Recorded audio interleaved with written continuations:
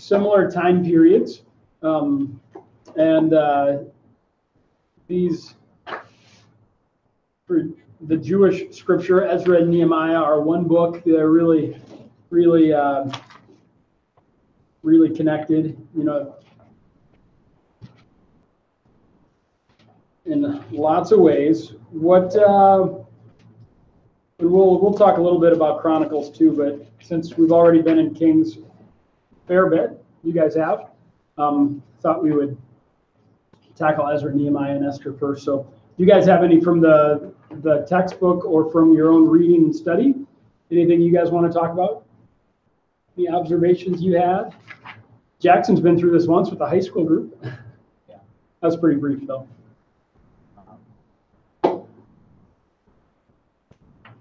Yeah, interesting talking about the formation of Ezra. Yeah. And if you can talk a little bit louder for these guys, if you're able to, Yeah. be sweet. How there's the Ezra's. Oh yeah, you were recording it, right? I started. Okay. Sorry, I'll stop interrupting you.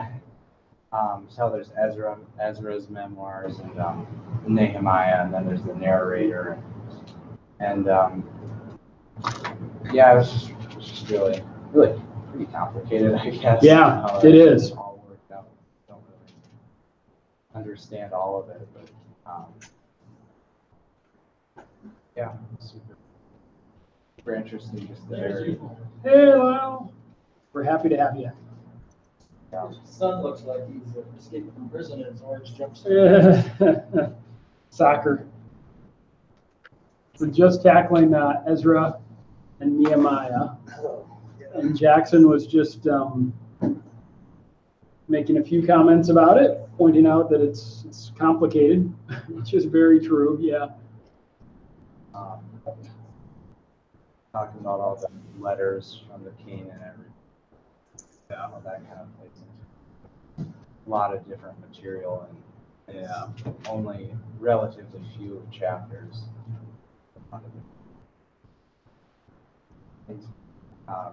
Books put together. And a lot of different kings. Yeah. And a deceptively high number of years that are being addressed. You read it and you think it's all happening at once, but some of this material is separated by 50 years. Ezra doesn't even get to Ezra until 8th chapter. Yeah. Yeah, 1 through 6 is all well before Ezra, and his memoirs start in chapter 7 is about the man Ezra. Any questions that came up for you guys as you read through it? Zach, what was your response to the reading? Probably didn't spend as much time in Ezra as I probably would like to. I spent more time, I think, on, even though we went through them some on the Chronicles and through Ruth and stuff. Sure. I didn't get as much of it Ezra, to be honest.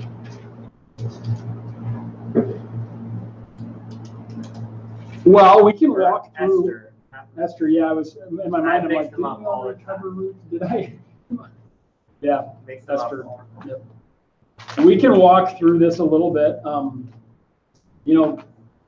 There's some themes that go throughout these three books, Ezra, Nehemiah, and Esther, of God's sovereignty over kings. I put down Proverbs 21:1. I think about that verse a lot.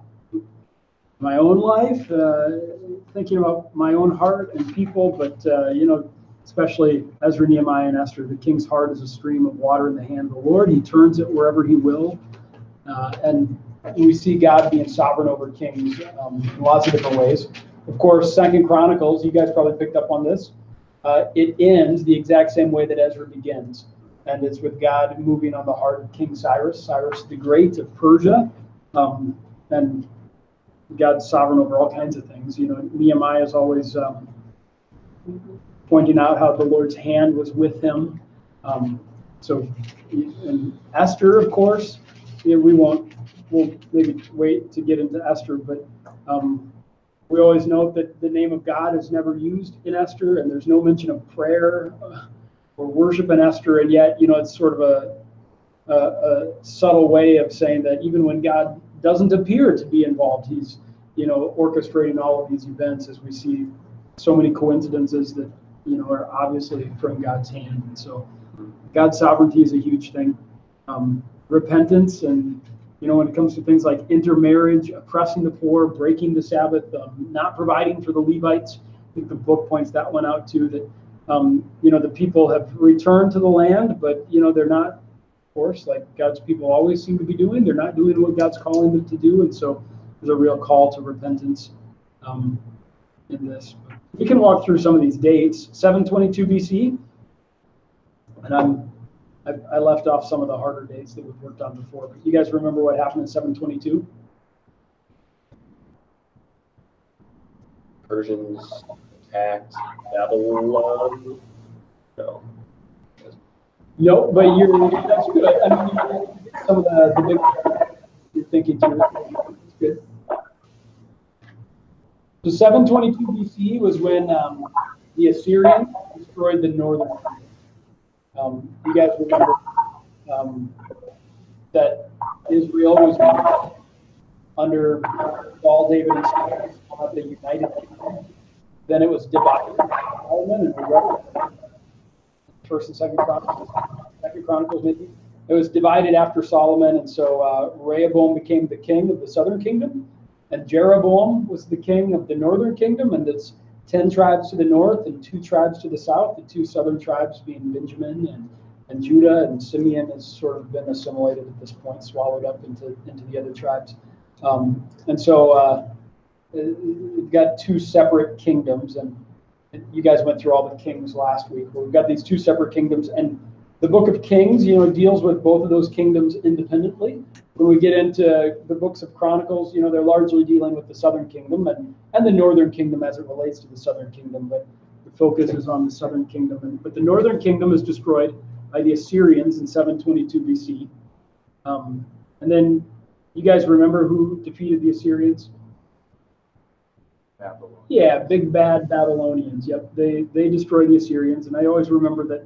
There's always a bigger fish in the waters, right? So Assyria was the dominant force for a long time, but eventually Babylon's going to destroy Assyria. And when you get towards the end of the southern kingdom, there's lots of intrigue with Assyria and Babylon because Babylon's rising and Assyria's on the downside, but then Egypt is allying with Assyria and trying to prop up the Assyrian kingdom against the Babylonians, and that's where Josiah tries to intercept the Egyptians. That's the Battle of Megiddo. Tries to intercept Pharaoh Necho of the Egyptians to keep him from aiding the Assyrians, and he gets killed in the battle. And so there's all kinds of these forces that are kind of intersecting oftentimes in the southern kingdom, and they're kind of hard to all get under your belt, but you guys can do it.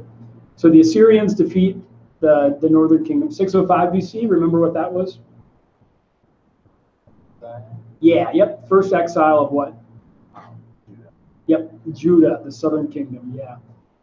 We could go backwards for a second. What's the capital of the northern kingdom? You guys remember that?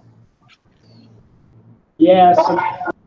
And I know you guys talked about it last week. I listened to some of the lecture that Ryan had. You talked about Omri buying the hill of Shimmer and turning that into the capital that became Samaria. So yeah, Samaria is the capital of the northern kingdom.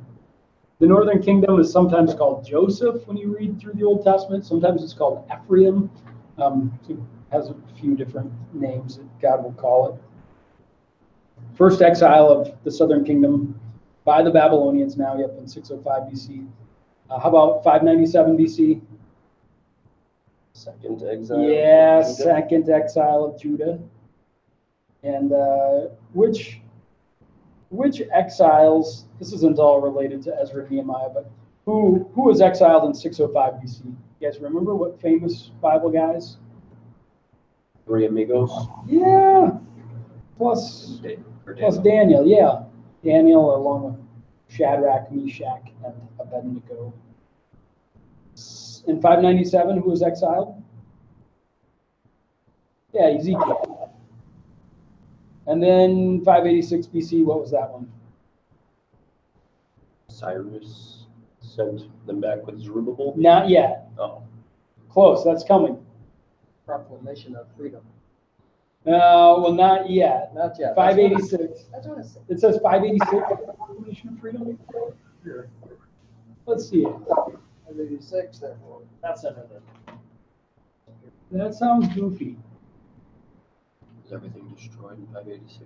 Uh, Babylon, the next world power, had taken Israel's captive from the southern kingdom in 586 BC. Where's the? Yeah, king. They're taken captive in 586, but the proclamation of freedom doesn't come until 539. Okay. So that's the next one. So 580.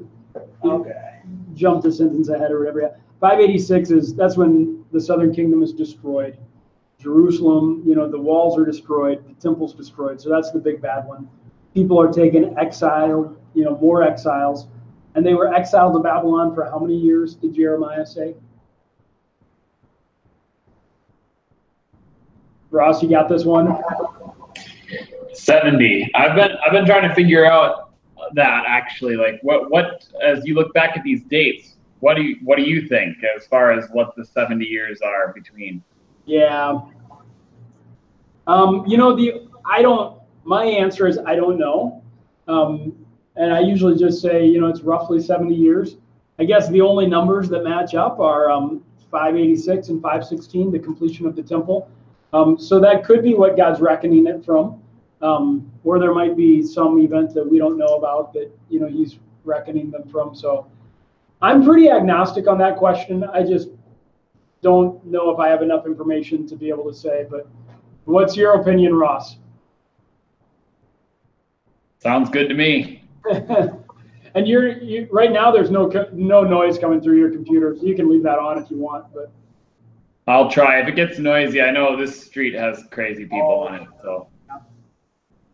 Yeah, I don't know. 539, yeah, the Persians defeat the Babylonians. There's always a bigger fish. And so that's the Edict of Cyrus. Cyrus defeats the Babylonians and then gives the edict that the Jews can go back.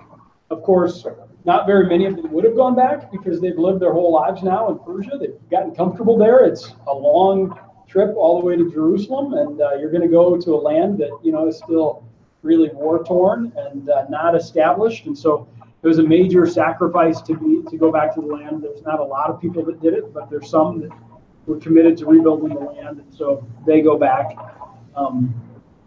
Now, just to give you guys, I have to look at these to make sure I get them right, but in 538, the exiles return under which two guys, Trent? Zerubbabel and starts with an H. S. You had it before, didn't you? SH? Sheshbazzar and Zerubbabel.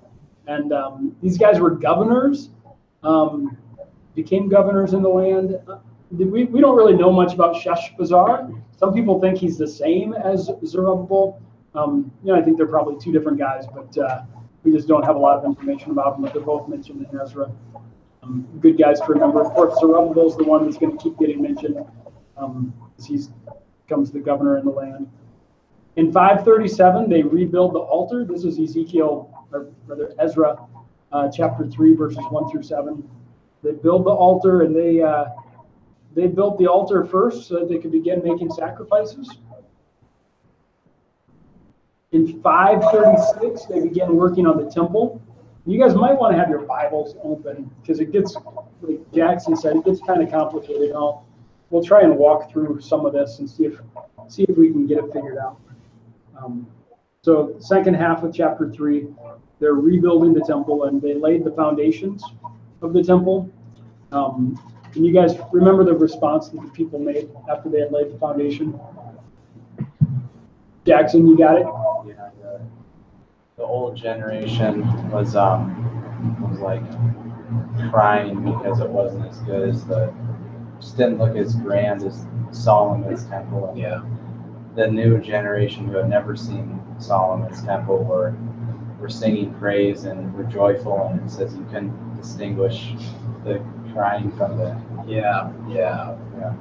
So it's a bittersweet time, yeah, as they lay the foundation. And then we get to chapter 4, and there's opposition to the rebuilding. The people that were in the land already before all these folks come back, they don't like what's happening, and they have some kind of ruse where they offer to help Zerubbabel with the building, but Zerubbabel thinks it smells fishy, and so he says, "No, you guys don't have any part in this," and so we don't really understand, but somehow this was a way to thwart the rebuilding. Now, where it gets a little confusing is in verse 6 of chapter 4, because it says, "And in the reign of Ahasuerus, in the beginning of his reign, they wrote an accusation against the inhabitants of Judah and Jerusalem." And if you guys want to fill in some stuff down here, Ahasuerus was he's the same as Xerxes. So the X on your Persian kings is Xerxes, also known as Ahasuerus, A-H. You guys can find it in your Bible, but A-H-A-S-U-E-R-U-S. And this is the Xerxes or the Ahasuerus of the Book of Esther. So he becomes a significant guy. But his reign, I've got the dates here. It's 486 to 464. So you get to write Ahasuerus in twice. I don't know why, but in the handout.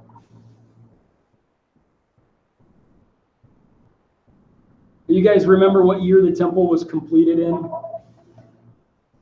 We've mentioned it once already. 516. Yeah, 516. And so it doesn't make a lot of sense that we're getting Ahasuerus here after the temple has already been rebuilt, and it's in connection to this opposition to the building of the temple, right? So it gets a little weird that way. And then one verse later it says, "In the days of Artaxerxes." Now this is the next king, the R. Artaxerxes, a different guy. And right down here, yeah, my handout's a little weird, but I'm jotting down. Artaxerxes, his reign is 464 to 425. So you get to write it down twice if you want. So we've leapt ahead from the completion of the temple all the way to Ahasuerus, some 30, 40 some years later, and then one verse further, we jump into the reign of another king, Artaxerxes. So what do you guys think is going on? It's really, if you just read through Ezra, you don't even realize it if you're not trying to study it very deeply. You just kind of breeze through it. But if you go down to verse 24 of chapter 4, then it says, "Then the work on the house of God that is in Jerusalem stopped, and it ceased until the second year of the reign of Darius, king of Persia." So now we're getting a picture of the temple work being stalled out, stopped, until Darius. And Darius, if you want the date for Darius, he's 522 to 486.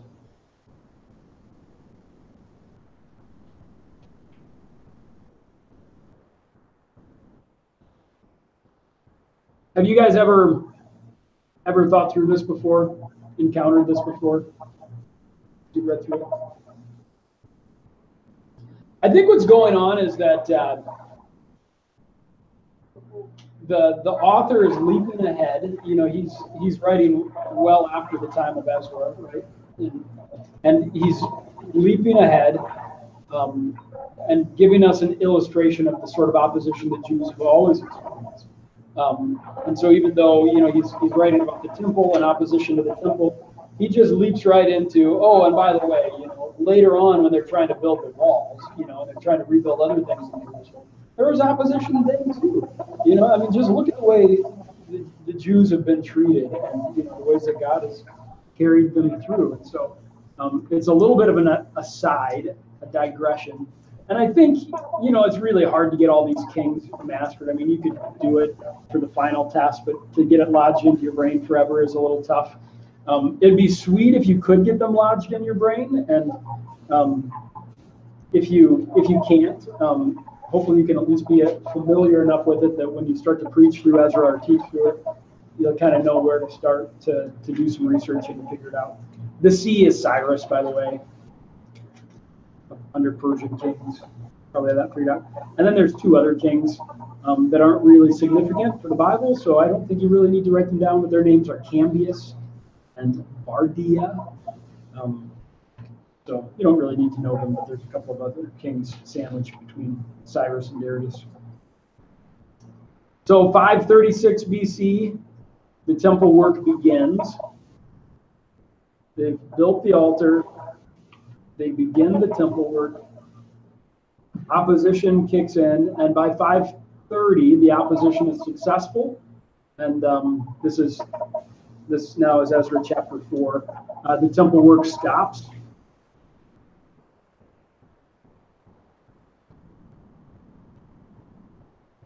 And then in 520, the temple work begins again. And of course, it's completed in 516. So if you get, I think you can get a little bit of that in your head.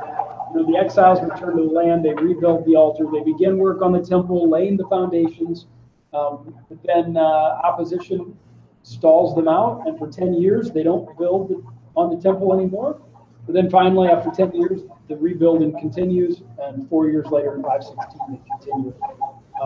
That gives you a pretty good handle on the first 6 chapters of Ezra.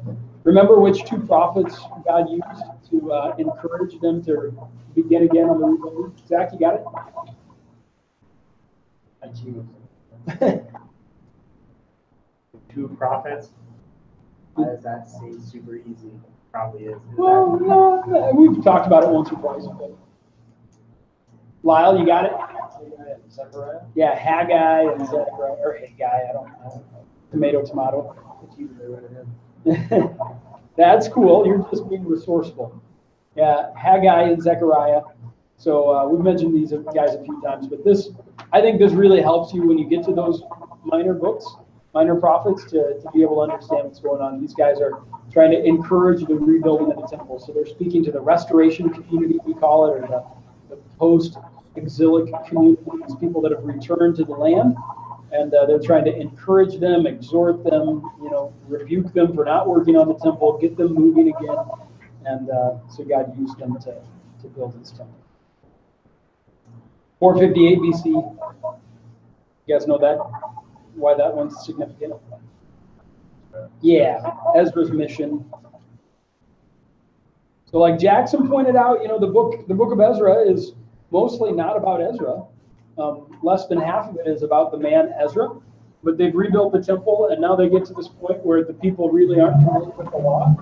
And so Ezra is he's been serving in the Persian government, and he gets permission to return to the promised land and to rebuild and to rebuild the law. King Artaxerxes, you can read through there, he gives Ezra lots of help. Lots of stuff. So he's serving God as well. Artaxerxes. There's a way. 445 is Nehemiah, of course. The other thing that I scratched my head on a little bit as I was working through here is in chapter 4, verse 23, it says, "Then when the copy of King Artaxerxes' letter was read before Rehum and Shimshai, the scribe and their associates, they went in haste to the Jews of Jerusalem, and by force and power made them cease." And in verse 21, "Therefore make a decree that these men be made to cease." And so it's Artaxerxes that made the command for the temple work to be stopped, or not the temple work, but the rebuilding of the city and the walls and that sort of thing.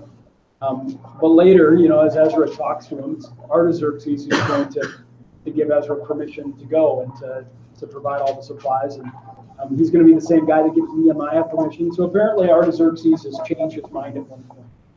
Initially, he commanded them to stop rebuilding the city, and now he's providing the things that they need to rebuild the city. Becomes a really key figure. What do you guys? What questions come up in your mind as we talk through Ezra? Anything else? Been yakking a lot. So just make sure I'm understanding things. In verse 24 of chapter 4 of Ezra, it says, "Then the work on the house of God that is in Jerusalem stopped, and it ceased until the second year of the reign of Darius, king of Persia." Yeah. And we have that date down from 486 to 464. This is Oh, no, I haven't. Darius is 522 to 486 is his reign. Okay, yeah, never mind. The temple was completed in Darius's reign. And as you're thinking through this, if you were to just delete verse 6 to 23, this would flow really nicely Yeah. without that digression. And so if that helps you to connect verse 24 back up to verse 5, the people are opposing the rebuilding by various means, subterfuge and other things, and it causes the work to stop. So Ezra was sent there by someone else with the supplies, but the work wasn't started until Darius's reign. No, Ezra's not even in the picture during Darius's reign. The temple's entirely completed before Ezra enters into the scene, because Ezra's 458, the temple's completed in 516. So Ezra's 50 years after the completion of the temple. And Ezra's returning because now they've got the temple rebuilt, but he's an expert in the law. He's a scribe, and the people don't know the law. And so, we read in verse chapter 7, verse 6, Ezra went up from Babylonia. He was a scribe skilled in the law of Moses that the Lord, the God of Israel, had given. And the king granted him all that he asked, for the hand of his Lord was upon him. So he's wanting to return to the land to teach the law. Yeah, it takes a while to get, there's just a lot of tangled knots that try and untangle. So kind of a random thought, but the Ark of the Covenant, was that destroyed when everything in Jerusalem was destroyed in whatever, 586? I would assume so. We're not ever told anything about it. There's lots of conspiracy theory types that think that the priests hid it somewhere and that it might still be under the dome of the rock in Jerusalem. I've got one friend who, it's been years now, but he used to talk about how there's all these shafts underneath the ground, underneath the temple or whatever, and levers and gears, kind of Indiana Jones probably style stuff, and that they've got it hidden somewhere under the temple. But my hunch would be that the Babylonians would have seen a gold-covered box, and the important symbols of this nation, that they don't have any fear of their gods, and they would have hauled off with it, and who knows what happened to it. But it'd be sweet if it appeared sometime. I would sort of think that wouldn't be God's purpose to make it reappear, because the Holy Spirit lives inside of each one of us, and we don't need that strong symbol of God's presence anymore in the form of something physical.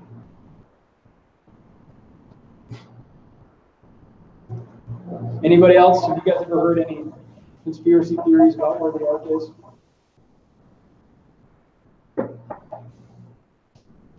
It kind of vanishes, doesn't it?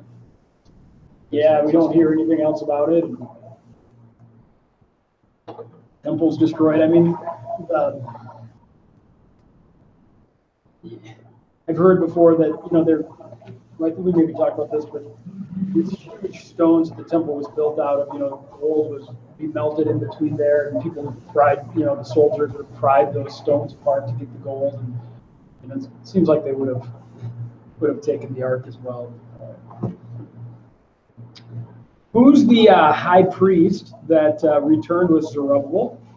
And he's going to appear in the book of Zechariah too, alongside Zerubbabel. You guys remember?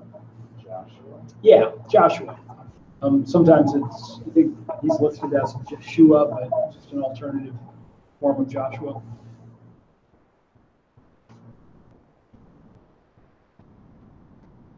And the book, well, it's going into Nehemiah. see what else.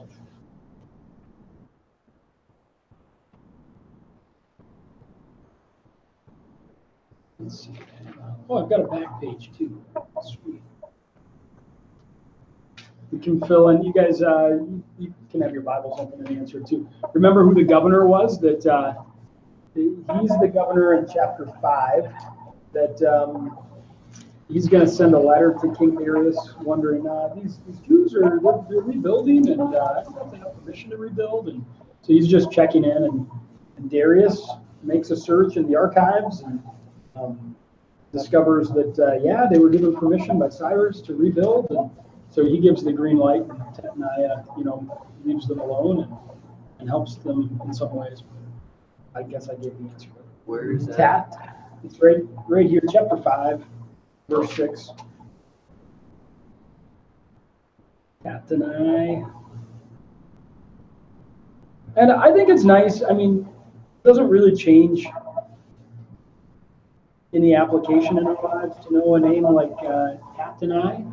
But I think just knowing some of those names helps us to recall the meaning of books or what the books are about. And sometimes in my own life, when I faced opposition, I sometimes think about the opponents that were in the Old Testament. PLTL and I think it's Jeremiah or Hananiah, another false prophet, or the false prophets that were, or the adversaries, that were raised up against Solomon. Just remembering some of those, I think, can help us to think about God's purposes in our own lives for opponents and adversaries, and how God helps us through those experiences. And so the opponents of the rebuilding, it's Rehum. This is in Ezra 4, Rehum, and then Shimshai. Get the spelling, make sure I get the spelling.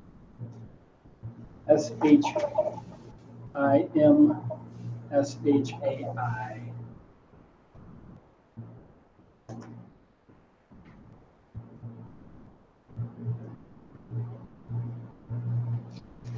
How about Nehemiah? We've talked through a lot of the history that's sort of shared with the book of Ezra, these Persian kings. But is there anything that you guys noted in Nehemiah, or questions that you might have had?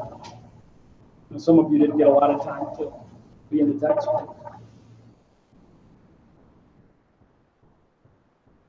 Well, Nehemiah is a cupbearer. You guys remember what the job of the cupbearer was?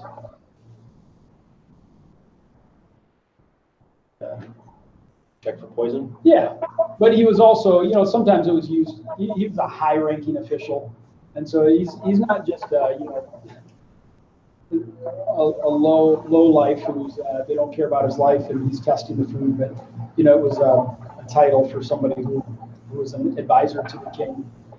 And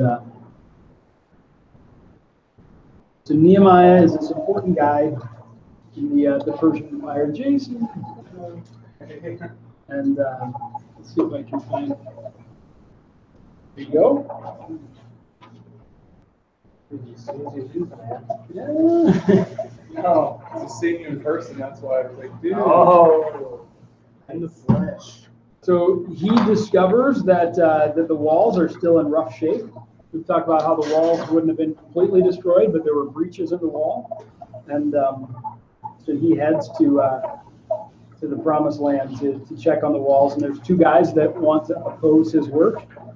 Their names, you can find those in chapter 2, verse 10, but it's Sanballat and Tobiah.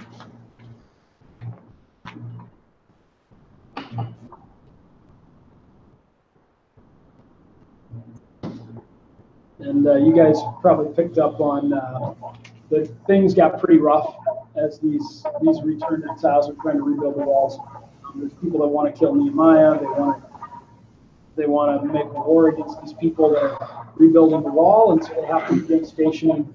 Half of their men are just holding spears, guarding, and everybody, even if they're working on the building, they've got a sword in their hand. They're carrying weapons. They're ready for war. They're ready to defend themselves. How many days did it take to rebuild the walls? Anybody remember?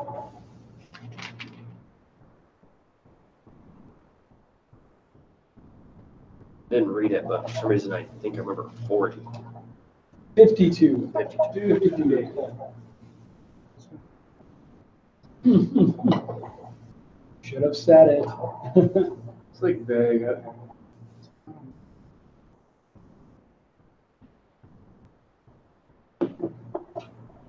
You know, some of the things that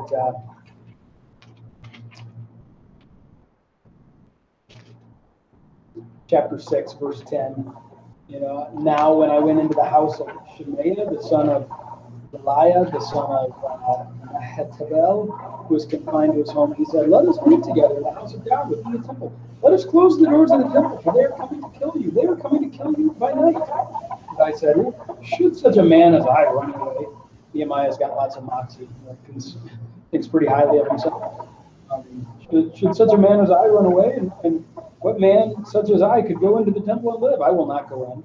He says, and I understood and saw that God had not sent him, but he had pronounced the prophecy against me because Tobiah and Sanballat had hired him. For this purpose he was hired, that I should be afraid and act in this way and sin, so that they could give me a bad name in order to taunt me. Remember Tobiah and Sanballat, oh my God, according to these things that they did. And also the prophetess Noadiah and the rest of the prophets who wanted to make me afraid. And so, you know, it's just, the Old Testament is so thick with the theme of false prophets, of prophets who so often were working for the state, and they weren't working for the purposes of God. They had become mercenaries. They were working for payment and not working to please the Lord. And, you know, one of the things that we really start to see through the Kings and now into Ezra and Nehemiah is that whereas, you know, there was a time where you'd go to the priest to get the word of the Lord. With the advent of the kingships, especially after King and Saul, now they begin to go to the prophets to get the word of the Lord. And so prophets work really closely with royalty.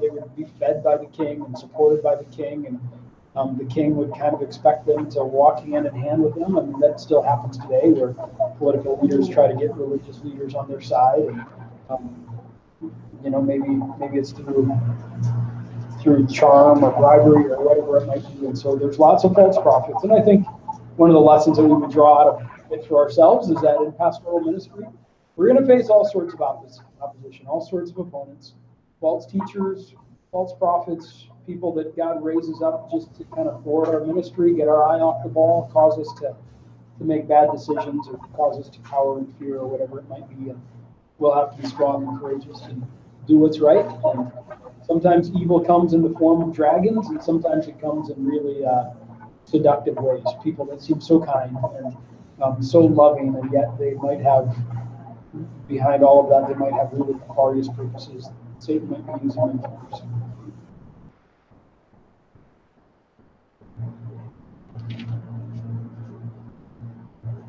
Chapter 7, verse 65 says, the governor told them that they were not to partake of the most holy food until a priest with Urim and Thummim should arise. So it's just fun. We've talked about Urim and Thummim. You guys remember what those were? Yeah. Jason, what were they? Two mysterious, possibly stones. We don't really know exactly that were on the breastplate of the high priest, right? Yeah. They used it to discern the will of God somehow. Right. You nailed it. That's about all there is to it. Yeah, oracle mechanism, Walton would call it. And so there was one of the chief ways that they would. I'd really like to find some guy, like a really, really hardcore Old Testament scholar, and see, you know, what they think about it. Well, that's John Walton, and he says exactly what you just said. Oh, really? So, That's pretty vague. It's like, hey, you know, there's a lot of things we just don't know that much about. I mean, you know, we talk about like the different types of offerings, you know, and you know, we come up with the 5 major ones, but at the end of the day, I mean, we just sort of have rough guesses as to what they all meant, and I mean, we're so far removed from a lot of this stuff that sometimes just have to make our best guess. I got a quick question. I don't know if this is for later. Questions for later. I just saw it as I was around. It's not even. Yeah, this is definitely question time. So Okay. fire away. This is not even important, I don't think. But chapter 4, and it says Arabs. Is that like the same Arabs we would think of? Yeah, I read that too, and I didn't think much about it. Didn't have much time to think very hard about it. Verse 7, the Arabs. Yeah. Yeah, one of the bad guys that's always conspiring is Geshem, the Arab. He's always with Sanballat and Tobiah. Yeah. Yeah, that's interesting. I don't know anything about that. Good observation, both of those. Do you know where Arabia was? Is that like that's farther west or east, I'm guessing? Who's our Middle East scholar? Ross?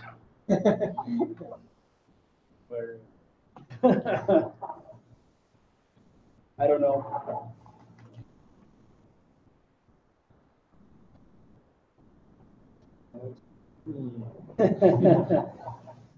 All right, well, you know, intermarriage is a big theme in both Nehemiah and Ezra. Endogamy was marrying within your own tribe. Exogamy was marrying outside your group of people, your tribe. And these folks, some of them had married non-Jewish people. We've talked a lot about that, I think, already, but over the weeks.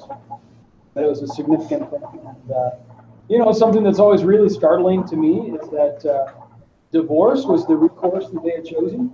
You know, we, as evangelicals, you know, we think of divorce as, you know, something, you know, a big no-no. And it is. And yet here, apparently, we've got two sins, the sin of divorce and the sin of intermarriage. And of course, we know, we've talked about, you know, the book of Deuteronomy and divorce and progressive revelation. They maybe didn't have quite as strong of an understanding of the sanctity of marriage and the prohibition of divorce that we would have had. And so as they're weighing out these two sins, the sin of divorce and the sin of intermarriage, they've chosen divorce in order to right this wrong.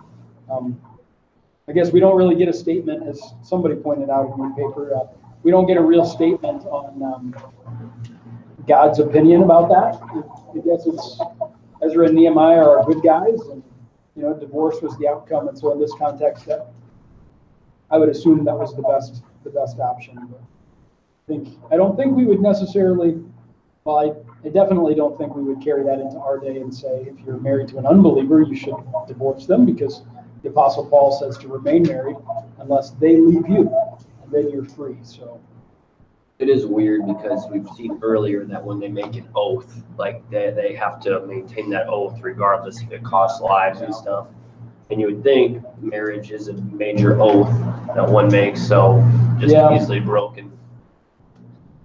Just a different idea of how significant of an oath it was. Yeah, you know, and there's a lot of tension with that. It's a good insight. You know, I think about, remember when Saul makes an oath that anyone that eats before the battle's over, a really dumb oath, he would put to death, and then who ate on his own son, right? And he was so hard-headed, and you might say principled or faithful to his word, that he's ready to kill his son. And the people say, I don't think so, dude. You're the one that made the dumb oath. You're not killing, you know, Jonathan's the good guy and Saul's family. And so it seems there, I mean, again, it's always subtle. It doesn't say clearly, but we would assume that was the right decision not to kill Jonathan. You know, we always read about Jephthah making the dumb oath to sacrifice whatever met him at the door. And we always think, well, he should have broken that oath. He never should have made it. I mean, he's probably thinking about human sacrifice the whole time, just not his own daughter. But, and there's some allowance in the Levitical law for what to do if you make an oath, a dumb oath.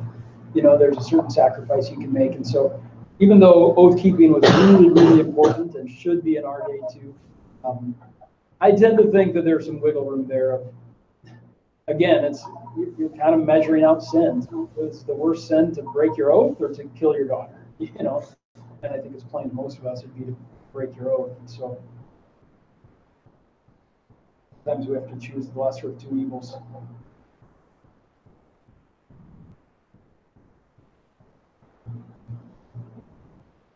The book of Nehemiah ends on kind of a downer of a note. People, you know, he's making reforms.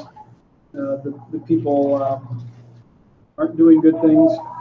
And so Nehemiah, verse 25, I confronted them and cursed them and beat some of them and pulled out their hair. And I made them take an oath in the name of God. I mean, he's pretty hardcore. Intermarriage should still be a problem. Probably not a good model for pastoral leadership. But, the book points out that, kind of ending on that downer of a note is a message to the post-exilic community that now you decide. How are you going to live your life? Are you going to, do what's right, even though it's painful and hard? Or are you going to fall back into these sins just like happened before?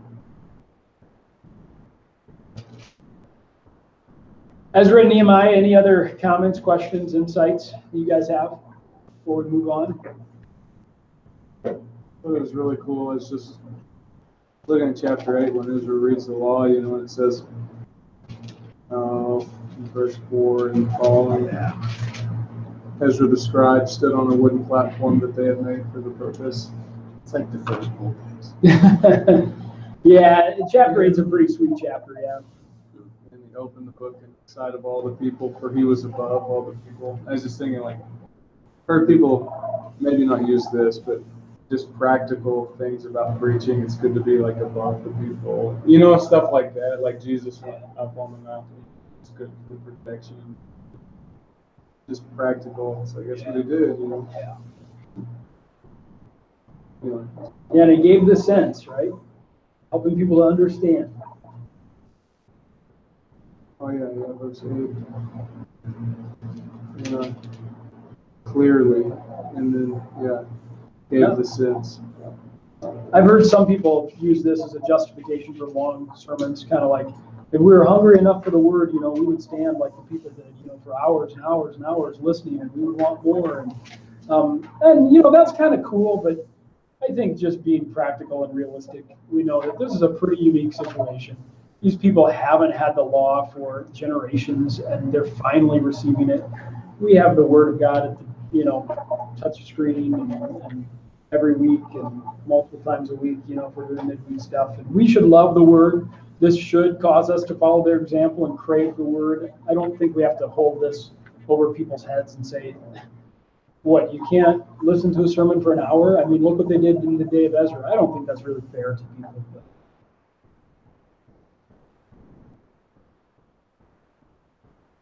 And they were weeping, and I love Nehemiah, or Ezra, rather here. He says, go your way, eat the fat, drink the sweet wine, send portions to anyone who has nothing ready, for the day is holy to the Lord. Do not be grieved, for the joy of the Lord is your strength. And this is a time to party, not to weep. And so, it's Ecclesiastes. There's a time for rejoicing, and there's a time for sadness, a time for weeping. So not everything has to be somber.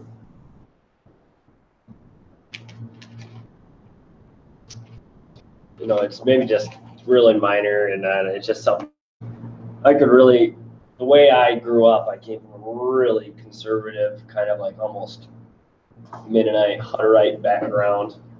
And so I remember growing up, whenever my grandpa or even my dad to a point would see couples, but interracial couples and stuff, there's a real rejection towards that. And I'm sure some people have. So just the idea of making sure that people don't read this and run with it that direction, where it probably isn't referring to marrying somebody of a different race, but a different religion or faith. So, and making sure that's the distinction. Even nowadays, it would be wrong for somebody to go marry somebody if they have a different, unequally yoked sort of thing. Yeah, that's great to point out. It's religious, not ethnic.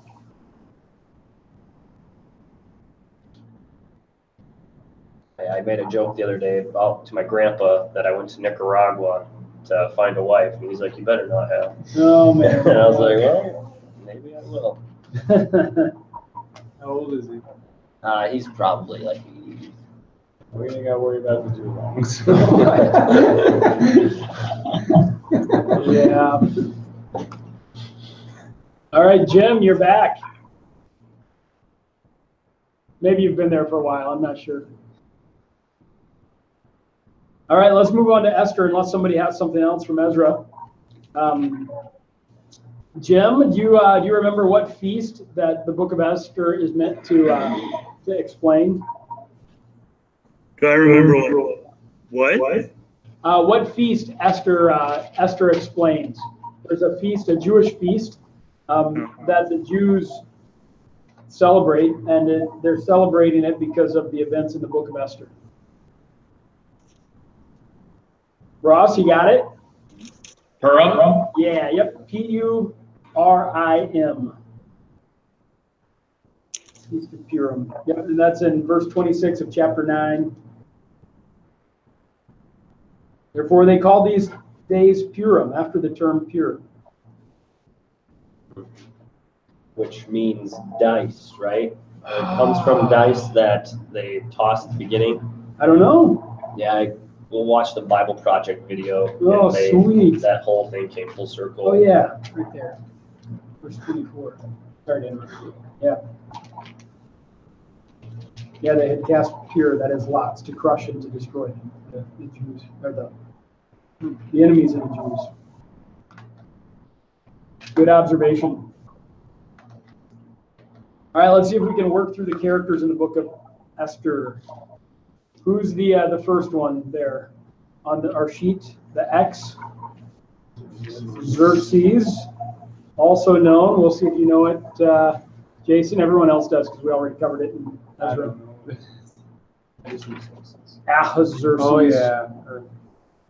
So it gets a little confusing because in Ezra, he's going to go by Ahasuerus is the name that's used for him, but Is it the Xerxes and Esther, I believe. No, it's Ahasuerus too, isn't it? Or here. spell like? Is it the same thing right in like verse 1? Ahasuerus. Yeah, yep.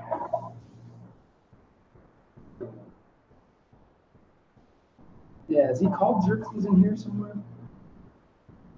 It's the same guy for sure. So, all right. All right, what's his wife's name? Yep, Vashti, Queen Vashti, who gets deposed. Where does she get deposed to in the Veggie Tales? The land of eternal tickling or something like that? Something like that. And of course, we know the heroine. The name of the book is Esther. What was her Jewish name? Esther is her Persian name. Hadassah. Yeah, Hadassah. We thought about naming our first child that. Couldn't quite pull the trigger, though I have seen a couple of gals since then that are named Hadassah. Really? Yeah. There's one in our church. Oh, no kidding. Yeah. That's amazing. That is hardcore, yeah. You know you like the Old Testament when you go with Hadassah. It's a cool name. And Esther's guardian, which of course we know it's in one of these later questions. Mordecai. And who's the bad dude? Haman.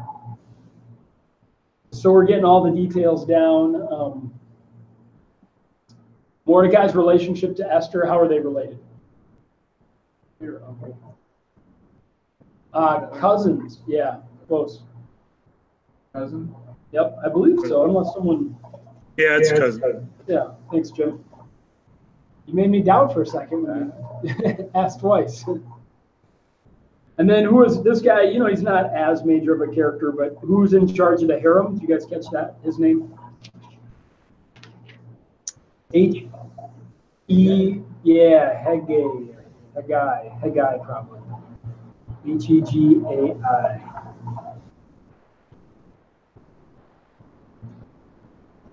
And how about Haman's wife? Anybody catch her name?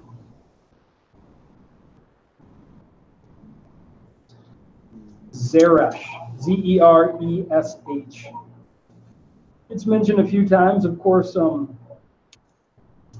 You know, she becomes, she's the one with the idea, you know. Then his wife, Zeresh, and all his friends said to him, let a gallows 50 cubits high be made, and in the morning tell the king that Mordecai hanged upon it. And then go joyfully with the king to the feast. And so, you know, we might think of her a little bit like Job's wife, calling upon him to do something dumb, you know, just curse God and die. So I think, you know, by remembering a name like Zeresh, maybe that'll help you if your wife ever wants you to do something unwise. You know, in your mind, you can just think, okay, well, you know, there was Haman and Zeresh, and there was Job and his wife, and I don't want to listen to my wife on this thing. You know, I want to be faithful to the Lord, even ahead of, you know, listening to my wife. And so I think that's one of the ways that Scripture and an intimate knowledge of Scripture can help us. Or in counseling. If someone's like, well, my wife really wants me to do X, Y, Z, and well, you know, think about these ladies in Scripture. You know, sometimes it's not good to listen to your wife. Adam and Eve. The next question here, the book of Esther plays out the ancient animosity between Israel and what people group? Jackson, you got it? Yeah, the Amalekites. What's the background to that with Saul? Do you remember it, Jackson? Saul was not Amalekite, but I forget who it was. Well, he couldn't beat the Amalekites, right? Well, he went to war against them, and he was supposed to kill all of them, including the animals. This was one of, I mean, God didn't always demand that his people kill everything, but during certain battles, you know, everything was supposed to be committed to the Lord. And so he saved back the best of the sheep, and he didn't kill the king. Anyone remember the king's name? It's Hagag. Oh, Jason, you got to just say it. You're just like my daughter. She'll never give the answer, and then she's like, I knew it. Hagag, the Amalekite. And what was Samuel's reaction when he showed up on the scene? Sliced and diced. Right. Sure. Yeah, this was one of the low points in the history of Saul, right? This is one of the paradigmatic things to reveal to us the character of Saul. He deflected, he shifted blame, he made excuses. I was going to give the sheep, you know, I was going to sacrifice them to the Lord. And Samuel's not having any of it, and he hacks Hagag, the Amalekite, to pieces. And of course, Mordecai, remember what his lineage was? Yeah, Benjaminite, from the clan even of Kish. Same as, you know, Kish was Saul's dad. So. It was really cool. I think that's reading the Esther intro stuff last time. Yeah. Wow. There's some cool stuff. I mean, we haven't even, there's just, the literature is so rich and so thick with those sorts of things that we could probably talk a long time and still struggle to get it under our belts. But Yeah, he says, you know, they were charged, like you said, with in quoting Deuteronomy and something, blotting out the memory of Amalek from under heaven.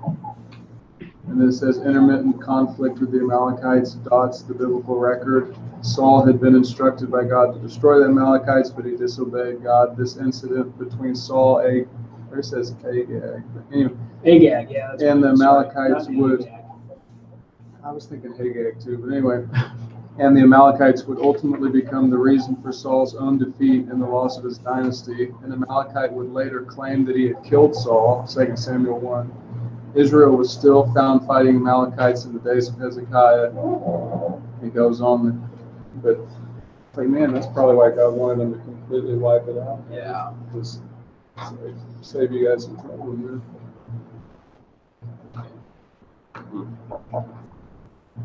Yeah, it's a really rich story. Of course, the reversal of fortunes talks about Haman creating his own gallows, and Mordecai, who's thwarted an assassination attempt, but was forgotten. But then the king wakes up and has the books read to him and discovers he's never done anything for Mordecai, and asks Haman, "Oh, how should I honor a man that I really want to honor?" Haman goes on, he lays it on thick, thinking it's him, and he's got to honor his worst enemy.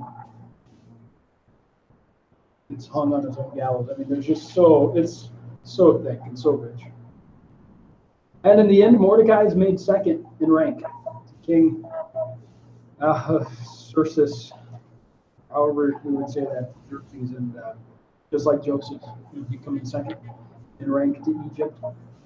And so there's, I think, too, for people that may be living under secular governments, Jewish people that were living under secular governments, there's a lot of hope in a book like Esther to say you can be faithful to the Lord, even if you're not living in Jerusalem, even if you're away from the land of Judah. God still looks out for his people. Daniel has a similar message, how to remain faithful in a secular culture.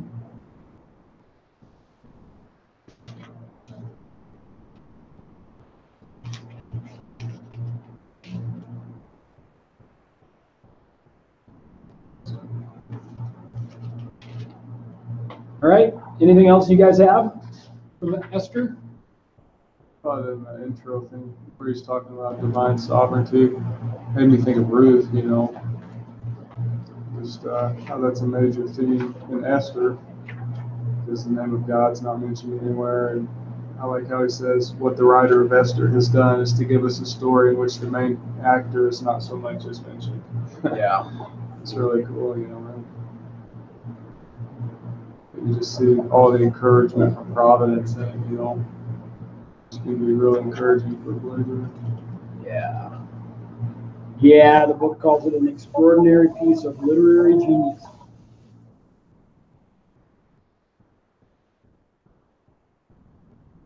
Yeah, and even that verse, I don't know if it's chapter 4, I think, but when it says if Esther wouldn't have done it, God would have got someone else to do it. It's like he was so taking care of Jewish people, Yeah. the Amalekites, whatever, like totally destroying them. And this all like points to the church, obviously, and stuff too, but like God just taking care of them big time, and everything that was plotted against him, he just reversed it. All the irony you were talking about. Yeah, if we don't do the work God calls us to, he's going to call someone else to. His will is going to be accomplished, and we want to be on the wave. We want to enjoy serving the Lord and the satisfaction of bearing fruit with our lives. And so, we don't want to be slow to obey the Lord. We don't want to be complacent or lazy or, so adverse to risk that we would never do anything. We want to get after it in ministry life. If I die, I die, right? If I perish, I perish, he says. Of course, I always think of Jonathan. We didn't get to spend as much time in 1 and 2 Samuel as I would have loved to, but Jonathan, when he goes and attacks the Philistines, and it says to his armor bearer, who knows? Maybe God will give us victory, whether by many or by few. And he doesn't know whether he's going to live, but he knows the Lord's going to provide victory. And hey, maybe it's going to be us. And I think we share the gospel as we plant churches, as we give our money away, give our lives away, pour ourselves out in shepherding. And it's like, well, God's going to comfort these people one way or another, Maybe it'll be me. God's going to lead some people to Christ. Maybe it'll be me. Maybe I'll get rejected. But then again, maybe it'll be me.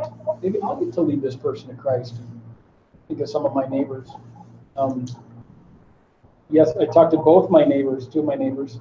Both had their shirts off, both use foul language. I get to know them after a while. I'm building a relationship with them. But, I've talked about spiritual things with them. Never really given them a hard evangelistic sell, but I need to at some point. And, it might be weird, but who knows? Maybe I'll be the one that gets to lead them to Christ. So we can definitely take a page from Esther's book. John Piper has that little, book. It's hardly a book. It's called Risk is Right. Yeah. And he highlights those two accounts. Yeah. Others. It's really helpful. Yeah, they always pump me up. Jonathan especially, but Esther too is a assisting verse when I need getting pumped up.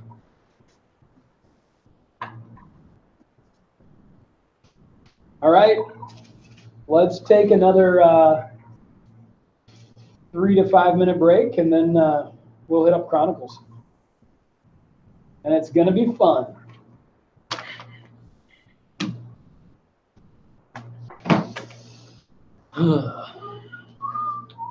Jason, there's a couple left. You want them? What is it? Gummy bears. I might eat one of those things though. My wife didn't think granola bars was too impressive to bring, but I'm like, I gotta bring Dude. something. I like to bring something to share. I So. love granola bars. I have eaten hundreds of these in my life. Yeah, I've eaten quite a few of these. Oats and honey, always oats and honey. Let's break bread with this. Yeah. Let's break it too. Change to granola bars. Not bread. Yeah, it's still a grain. Same thing. My wife makes her own. Granola bar? Yeah. Of course, really, really hot, you know, sugar and all. Probably don't taste very good. Actually, not too bad. These things like ground fly. What do you eat? I like the color of chocolate. Is it good? Mhm. Yeah, chocolate's good. I've got big chocolate. Sugar free? Not really not good. No sugar. How's work going? Oh, pretty good. I'm really cramming right now. I'm busy. I'll play for the last 2 months. Never been a caramel apple guy. Which is good. I need I've money. never liked that I don't like flavor. standing around. Green apples, like even the green It's apples. stressful though. We're That's kind of really trying to like tart. new process. We put this conveyor thing Apple out and all juice this. has to be just pretty changing mellow. things. It's just, It's always stressful. That's crazy. Anything changes, you know. how do you say, you're crazy angry? So. Yeah, that's what started. Yeah. Survive. Good as it can, trying to learn machinery, computerized machinery. Which I know all the systems on that. You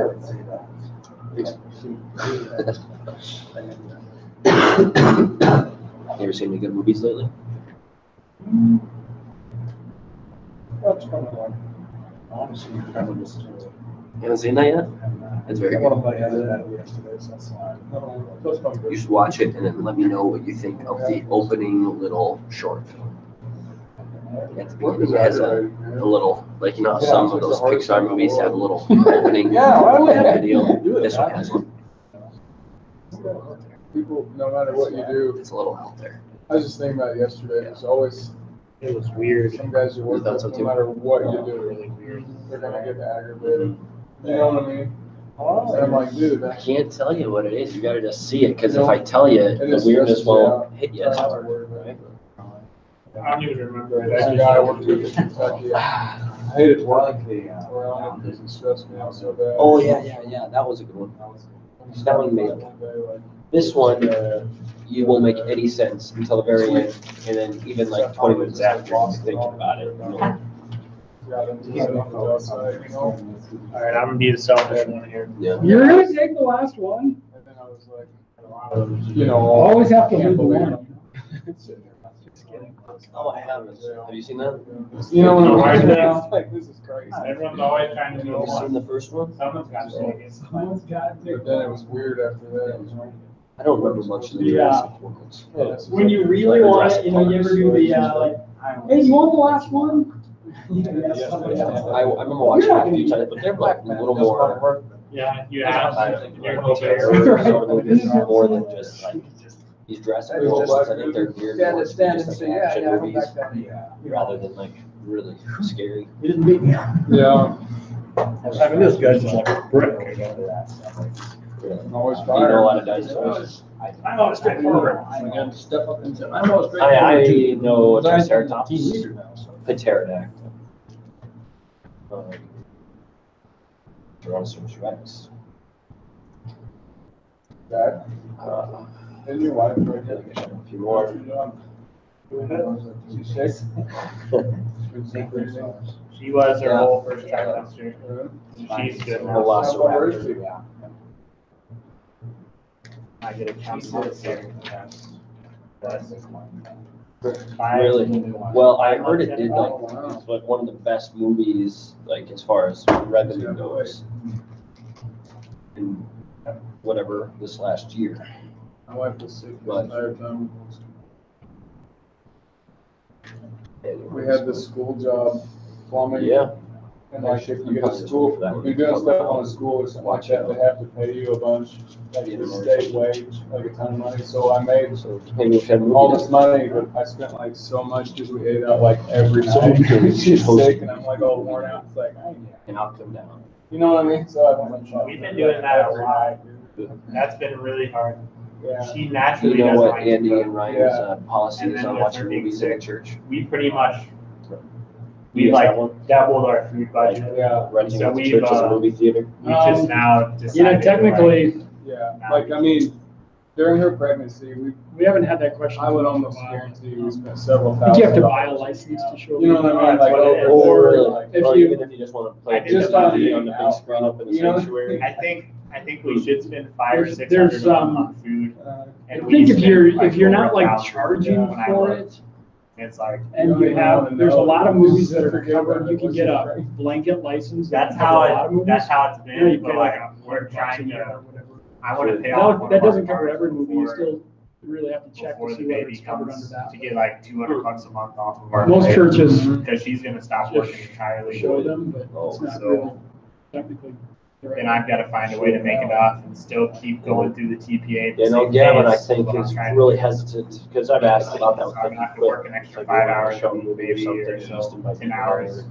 And he, I think, just avoids that, doesn't want that. But I'm trying The to law is take a an little elective murky. and do a regular. Plus you always TPA run into, class you know, to try to get different through Christians the have 2 different- years. You know, if you're watching a popular movie, Yeah, different what if you drops, requirements. you know, the D word or the H word, are you okay with that? You know, what if there's a, you know, sensual kiss, are you okay with that? You know, I mean, it's a little. What about Every you, Max? step Are you that okay we- with that stuff? every single step, you know, somehow like we always make more money somehow. You are. It's like, oh, cool. He's definitely gonna provide, it's just a matter of Yeah. what happened All right. before, and then have to stress out more with TPA. Well, let's go for, First and Second Chronicles. Gum? Oh. Any general observations about First and Second Chronicles? I know you talked about First and Second Kings last week. It covers a lot of the same history, not all the same history, but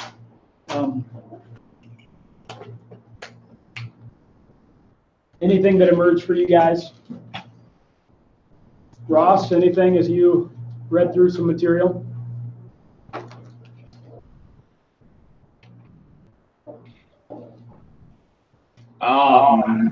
I don't have anything right off the top of my head, but it's a little bit slower reading than Kings. But I mean, I also read, you know, what the author of the book said too. It's underappreciated, but I feel like I probably underappreciated it.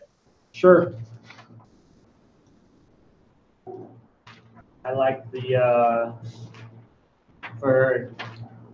speaking of the genealogies in the first 9 chapters, I liked again bringing to light for a generation asking about its relationship to Israel in the past. The genealogies directly address the question of the continuity of the restoration community with Israel of old, and just reminding, you know, of the importance, I guess, of the genealogies and why they're there, and that's helpful. And also, I guess, reading a lot of the differences between the focuses and how there wasn't a big focus on the sins of, you know, David, or it was really, I guess, pretty much ignoring those things, to not necessarily ignore, but having a greater focus on other things and why. So really didn't record any incidents that would tarnish the image of David or Solomon. I thought that was interesting. Yeah, if I could just piggyback off that too. I had it underlined at the bottom of page 197. David and Solomon in Chronicles are not just the David and Solomon who were, but the David and Solomon of the chroniclers' eschatological hope, which I thought that was interesting, because kind of made me wonder a little bit about that, because it's like, I mean, it's definitely not just history as we think of history, you know. And we talked about that, you know, a number of weeks ago, is that we got to get out of this paradigm of thinking it has to be just brute facts like we like to think. And he had a really specific purpose for recording what he recorded, and like others have already said, he was, the chronicler was really trying to create this picture of hope for the people, that they were still God's people, and the sins of the previous generations didn't change that. Yeah, that's a really interesting sentence. That didn't draw my attention when I read it. When you say it, it's super interesting, and which he's not. It's a true picture, but yeah, definitely overlooking some of the negatives. And I think of it a lot of similar to the Book of Acts, and Acts 2 and Acts 4, and when it's describing the church. I mean, those were sinful people. And we know from Paul's letters they had all kinds of issues. But when you read Acts 2 and 4, you just feel like, man, they were awesome. And I want to be just like them. And I want my church to be like them. And I think that's the whole point, is that we should see the very best of the early church. And we should desire that for ourselves. We can still recognize that church even then had lots of problems. But yeah, there's a little bit of an idealization without giving an untrue picture. It's just looking at the sunny side of things. Notice, Zach, you didn't notice for me that I need to plug my computer in. I did. It's your job. Yeah. Sorry, man.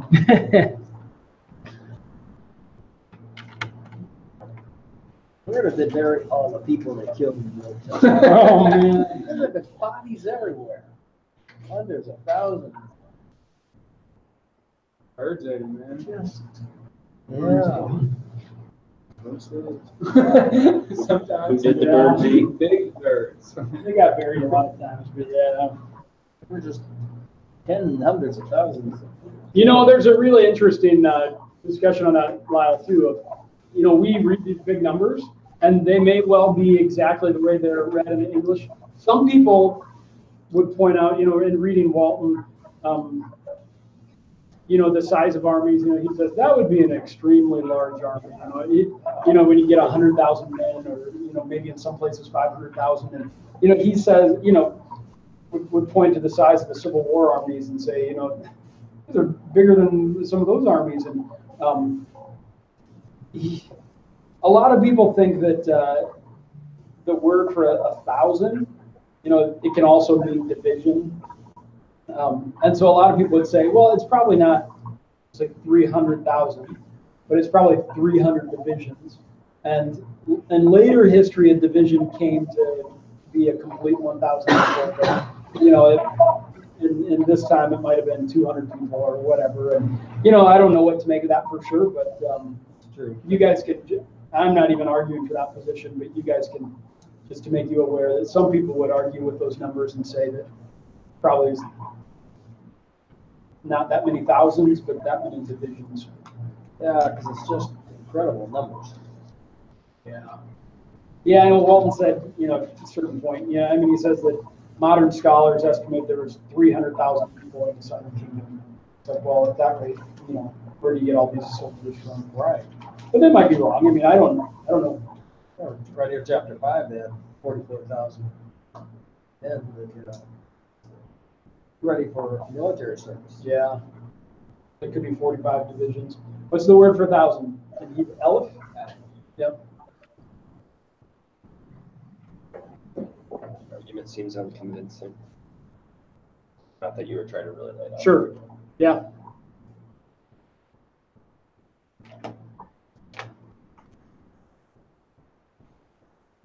Well, what else did you guys want to talk about? Pick up in your reading. I've got to mention it if no one's going to. I was going to I always really, really enjoy reading about the mighty men. Yeah. This is awesome, man. Where are you at? Chapter 11, 1 Chronicles.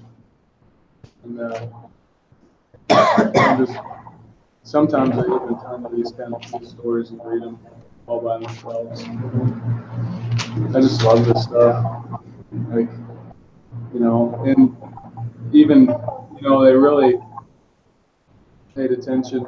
I don't know, like they had, verse 11, Jashub, the Hakmonite, chief of the three. Like, there's the three baddest bone dudes, and everybody in Israel knew, or, all David's men knew. And it says, if you keep reading, all these guys were gathering to David. God was giving him favor, and everyone was just coming to David and serving him, and all these people just willingly serving him. Just like the guys that got the drink. It was these three, actually, I think. But anyway, he's the chief of the 30, and you got the 30, and you got Benaiah.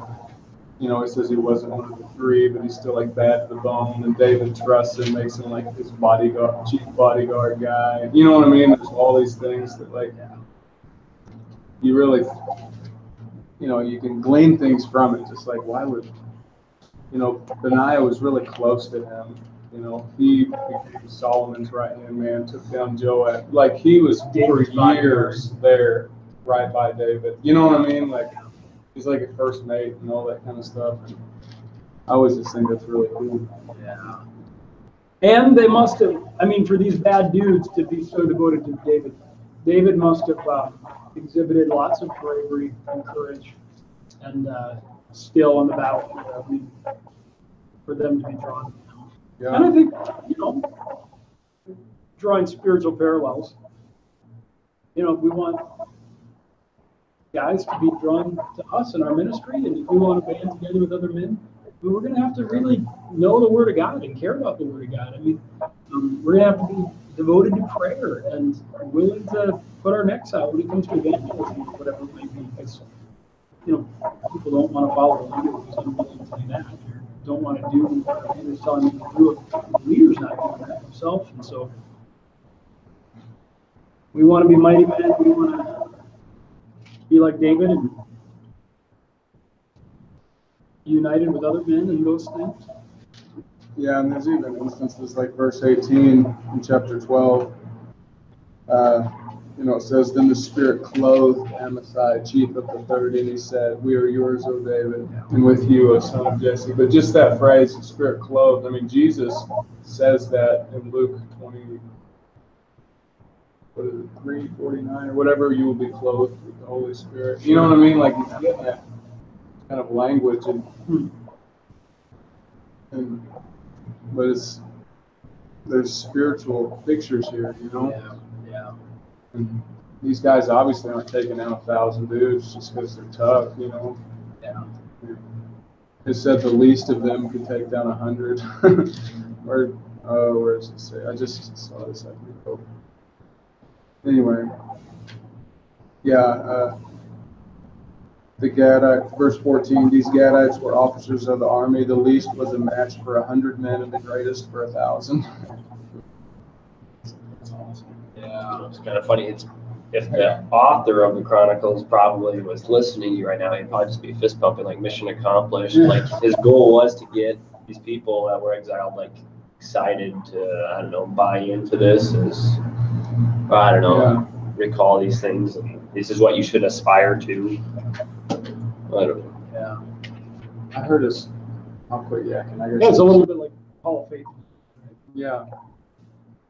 I heard a church history lecture one time, and the guy was saying that Herod the Great, the first one that had all the babies killed and stuff, that Herod the Great, I think that was... Probably, there's like 4 of them in the New Testament. Anyway, I think it was that one. You've got to go to Google and sort it out to speak definitively. Yeah.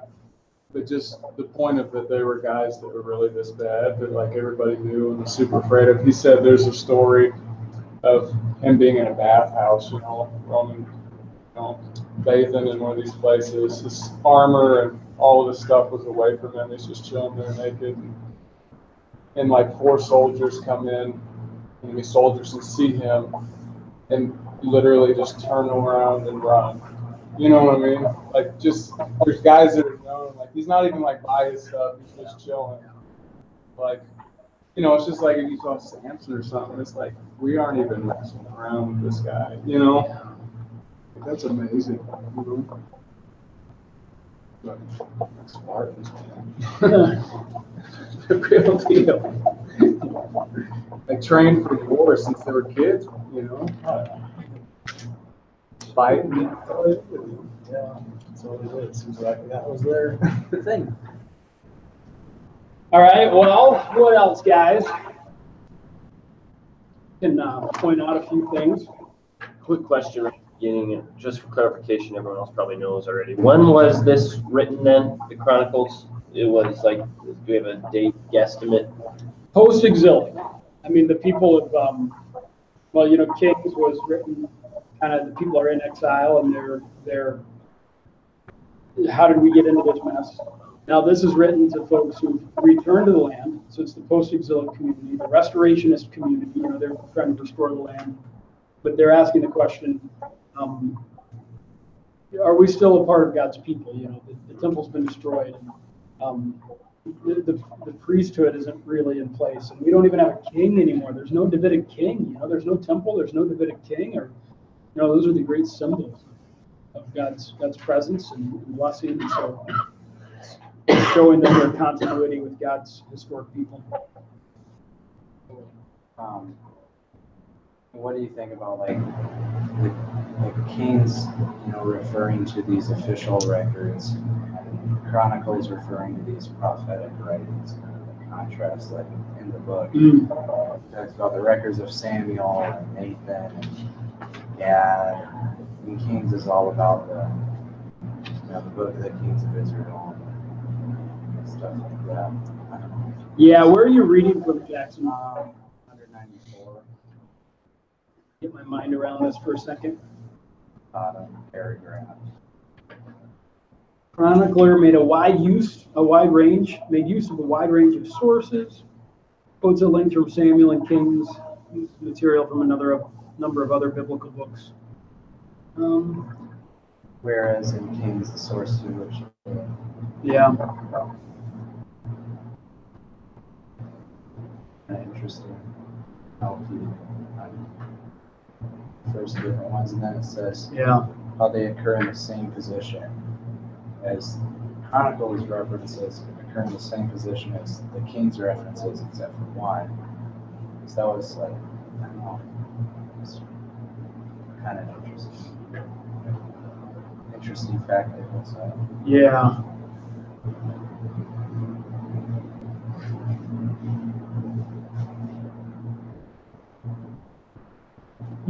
I don't know. I don't have a lot to say about that. Anybody else? I haven't thought that deeply about it. Did you have any insight, Jackson? No, not. Yeah. This wasn't kind of ended like some consider the chronicler be directing his readers to Samuel. So so that's probably why.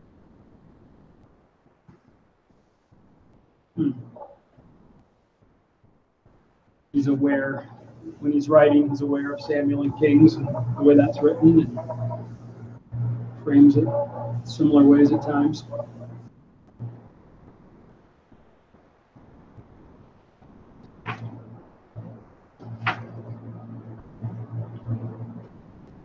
Well, we'll walk through here and maybe point out a few things. Of course, chapter 5, we've made mention of this before. 5:1, the sons of Reuben, the firstborn of Israel, for he was the firstborn, but because he defiled his father's couch, his birthright was given to the sons of Joseph, the son of Israel. That he could not be enrolled as the oldest son. So we get a little bit of commentary on Reuben and how he lost his birthright. Chapter 4, verse 42, read, and some of them, 500 men of the Simeonites, went to Mount Seir. Having as their leaders, all these guys, and they defeated the remnant of the Amalekites who had escaped, and they have lived there to this day. And so, I guess a couple of things about Mount Seir. That's probably Edom. You know, the mountains of Edom is where Mount Seir was. And we see that, you know, these tribes, their allotted boundaries wasn't really static. You know, sometimes they would move around, they would migrate. A group of them might migrate into another tribe, and so just to know that those boundaries were pretty dynamic, liquid, moving.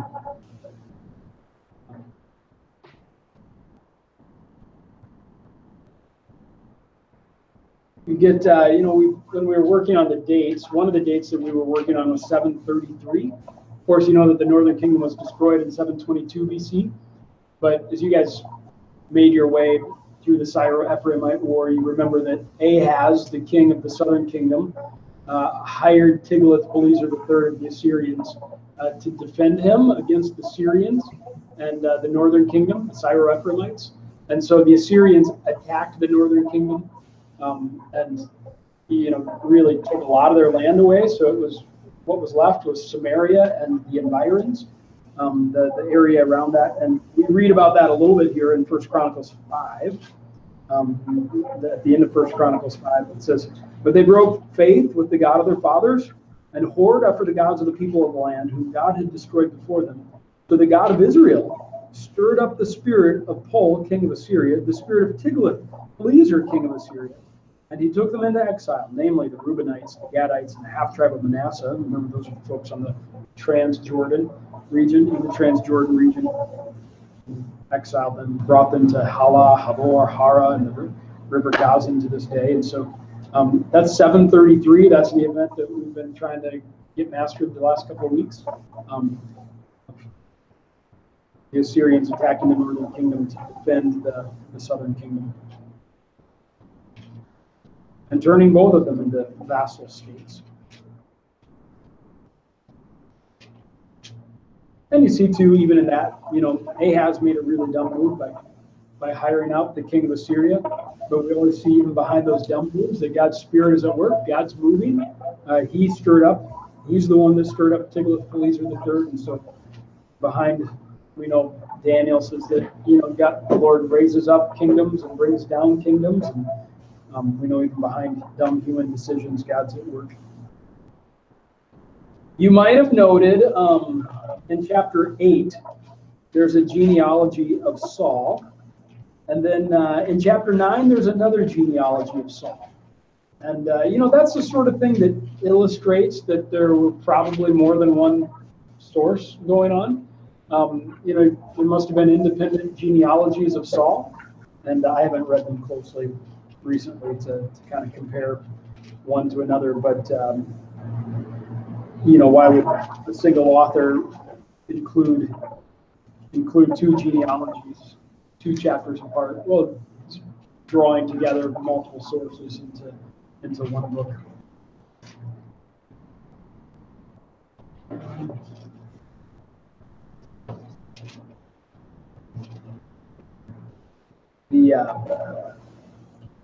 Walton points out in chapter 12, verse 2, this is the mighty men section, Jason, they were bowmen and could shoot arrows and sling stones with either the right or the left hand.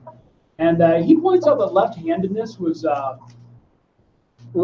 considered a pretty bad thing. Like it was demonic, even viewed as being demonic and just an evil thing. And so people that were left-handed were just forced in everyday activities to use their right hand. And so he points out that left-handed folks, just in that culture, they just became ambidextrous.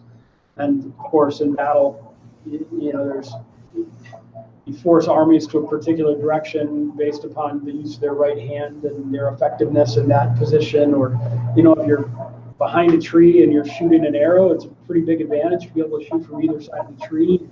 You're holding your shield and fighting with your right hand, and that makes you vulnerable and effective in a particular direction. But if you can switch, so lots of advantages to being ambidextrous.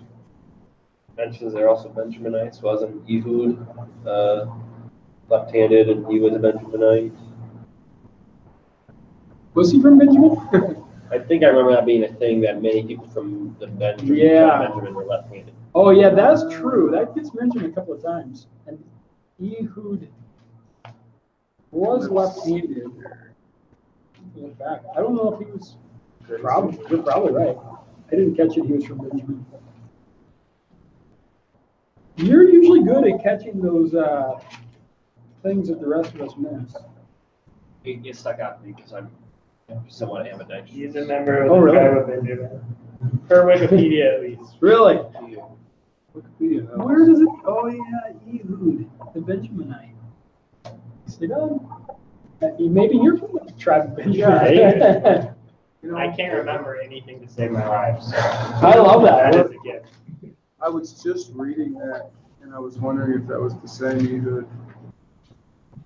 Is it? Is he mentioned in the Chronicles? Man, I think. Could be losing my mind. I wouldn't. Yeah. In the chronology, in the genealogy. It'd be in, that be considered in Judah Benjamin. then? Yeah, no, right. They were. Yeah, They're absorbed in the tribe, Yeah. but they wouldn't be a descendant. Sure. Yeah. You know, and we've talked about this before, but the genealogies. You know, this is one of those places where people would try and figure out the age of the earth, for instance. Yeah. And it's not a real reliable way to find out the age of the earth, just because it's not necessarily every generation that's included in here. That's not the way the genealogies worked. It's mentioned in the First genealogy. Chronicles 7:10. Really? These are the sons Yep. of Ehud. Sweet.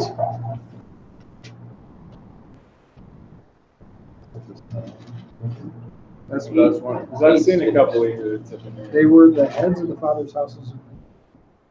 Huh. And it's in 7:10.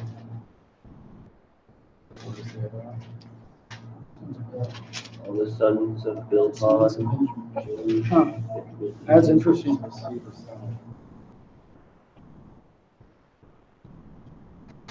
Well, we can do a little research.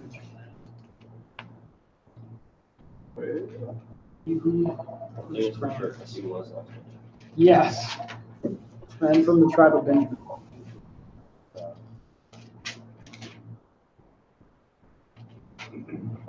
That is cool too, that chapter 12, that we said the Benjaminites, like you just said, were they shoot arrows and sling stones. Then it says the Gadites, were like spearmen. It says expert with shield and spear. They had their own specialty. Yeah. That's pretty cool. Specialized, yeah. What are the McFettridges? Yeah. Not much. They're great at rock, paper, scissors. That's what the. So it would be. First Corinthians 2 is the truth. Garrett's mentioned. Huh. That's cool. Yeah. Nice observation. I've never taken note of that in my life. Verse 5 it says Garrett. Chapter 16, David's got this great song of thanks.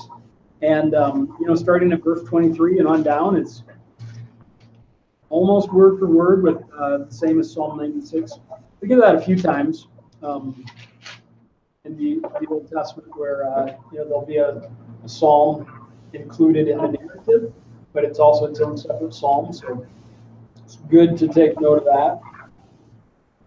Verse 39 of chapter 16, we read, "And he left Zadok the priest and his brothers, the priests, before the tabernacle of the Lord in the high place that was at Gibeon." And so apparently the tabernacle had come to rest at Gibeon, which, we don't get anything about that outside of First Chronicles, but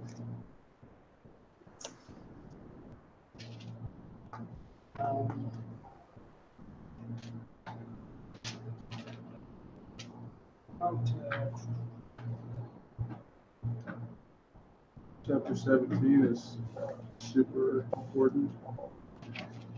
First Chronicles. yeah, Covenant with David. David said, I want to build you a house. God's like, I'm going to build you a house. Eternal and yeah, 2 Samuel 7 is a parallel passage. Lots of stuff that's in 1st and 2 Samuel that's in the Chronicles too. Yeah, Jason nailed it. As great as David was, God was going to show him who's greater. David wasn't God's benefactor. God was David's benefactor.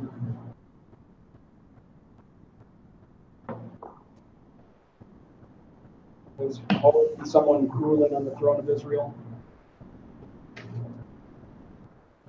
Verse 22, verse 14.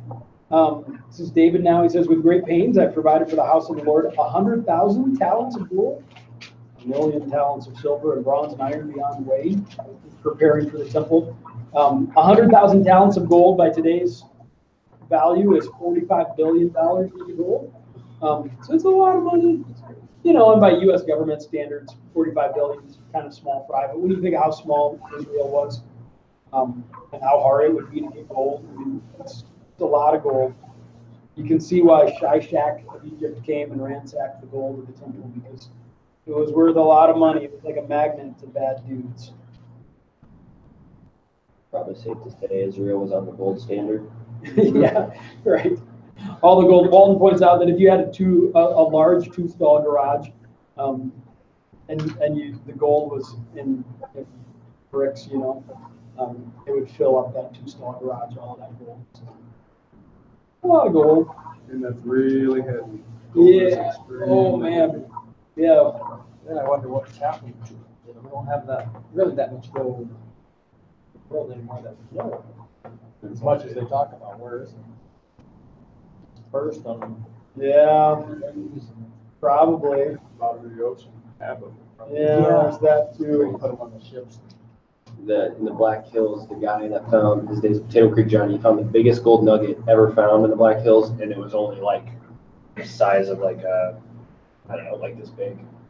So it's like, that was considered just the craziest thing in the whole world when that was found. Yeah, It would be crazy. It just doesn't compare. heard that the gold is so heavy because it's so dense, obviously. Something I could look it up. It's like 17-inch cube is like a ton or something. It's something crazy. You know what I mean? Like this much gold. Like you see those bricks, people's in movies moving them around. It's like those bricks are freaking like heavy, dude. Yeah. For sure. If we go to 2 Chronicles 3, verse 1, it says, Then Solomon began to build the house of the Lord in Jerusalem on Mount Moriah. And we know that the threshing floor of Araunah, or here he's called Ornan the Jebusite. Jebusite, of course, is the people that lived in Jerusalem before the Israelites took it over, were the Jebusites. Jerusalem was called Jebus. But, Walton would point out that here the author is making the comparison, of course, to where Abraham sacrificed Isaac. Walton doesn't think it's the same place. I'm going to stick with it's the same place, but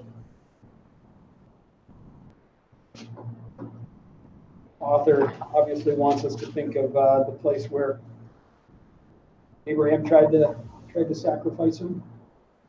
In chapter 7 of 2 Chronicles, in Solomon's prayer, of the Lord's appearing to Solomon now, but so this is God speaking. He says, if my people who are called by my name humble themselves and pray and seek my face and turn from their wicked ways, then I will hear from heaven, which is a little bit surprising because we might think of God hearing from the temple. There's so much made, the temple's being consecrated here, it's being dedicated, so much made of God residing there, resting there, and his presence being there, as people seeking him at the temple, and yet, even in God's response to Solomon, he doesn't quite want people to think entirely in physical space, and so he's hearing from heaven. It's not localized only in the temple. Queen of Sheba in chapter 9, best guess is she came from the country of Yemen. I think it was a 1,400-mile journey. Would have taken lots of weeks to make, so she's coming a long, long way to visit Solomon. I always make this connection in my mind, but I don't know 100% if it's real. When Jesus said the Queen of the South, that's the Queen of Sheba. Remember when he says she will stand up in the day of judgment? Yeah. Or she came to Solomon. I don't know, but he says the Queen of the South. Mm-hmm. That's what always came to my mind. Yeah, I think so. I don't know. That sounds right. And by the way, I think it's 14. What is it? Gold, I think it's a 14-inch cube, Is a ton. from what one guy said. Anyway, Is that a Cuban by a Cuban? Hebrew. That's pretty impressive. That's a lot. Covenant of salt, that gets mentioned a few times in Scripture. Chapter 13. Probably just talking about the salt preserves things, and so it means something long-lasting. It lasts a long time.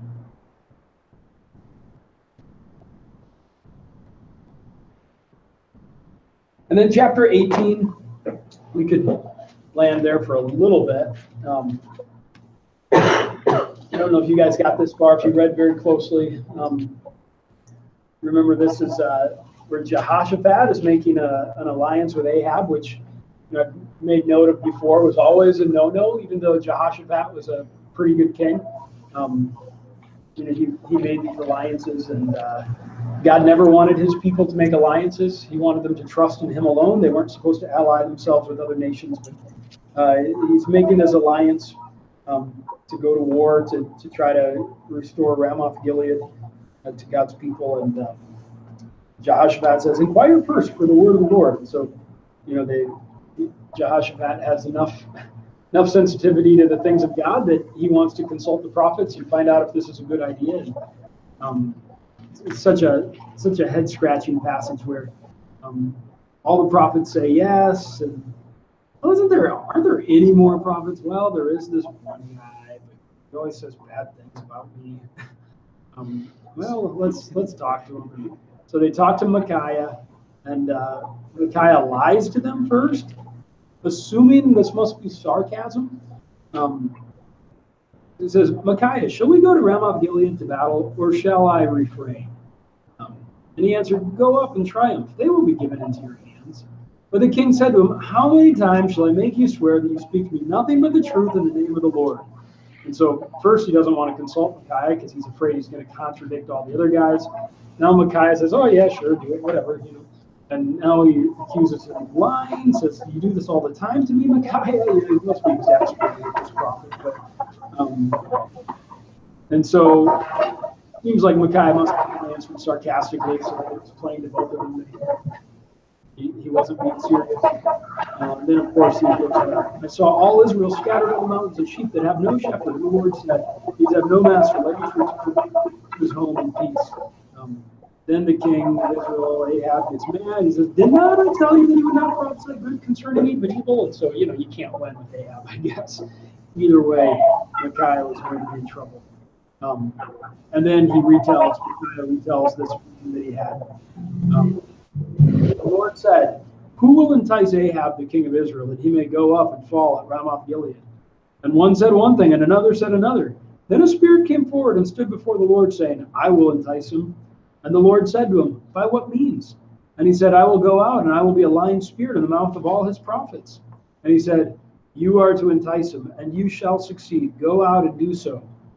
Now therefore, behold, the Lord has put a lying spirit in the mouth of these your prophets. The Lord has declared disaster concerning you." So there's so many weird head-scratching things about that. When we think about God standing before his heavenly council and wanting to deceive Ahab, and there being a willing volunteer to go and do it, and to be a lying spirit in his mouth. He goes out the mouth of the prophets, and he goes out and does it.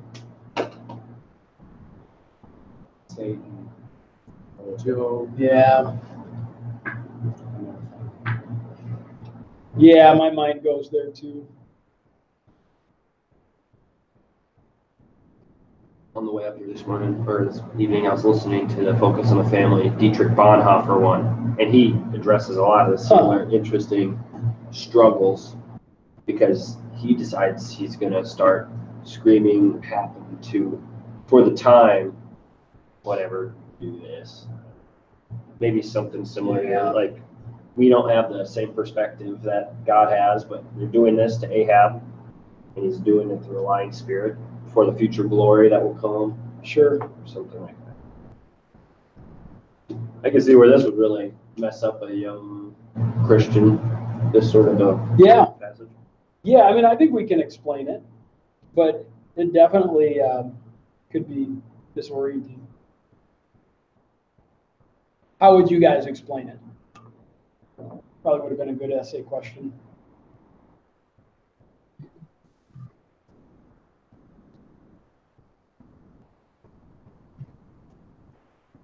It seems to me like God's pulling back the curtain to see, what's going on when, like when false prophets are judgment, just like 2 Timothy, keep up teachers for the tickling ears, Yeah. Pastors and false prophets and bad kings. God gives good shepherds to Christians. You know what I mean? And he gives false prophets as a form of judgment to people. It seems like a spiritual view of that, you know, giving him what he wanted.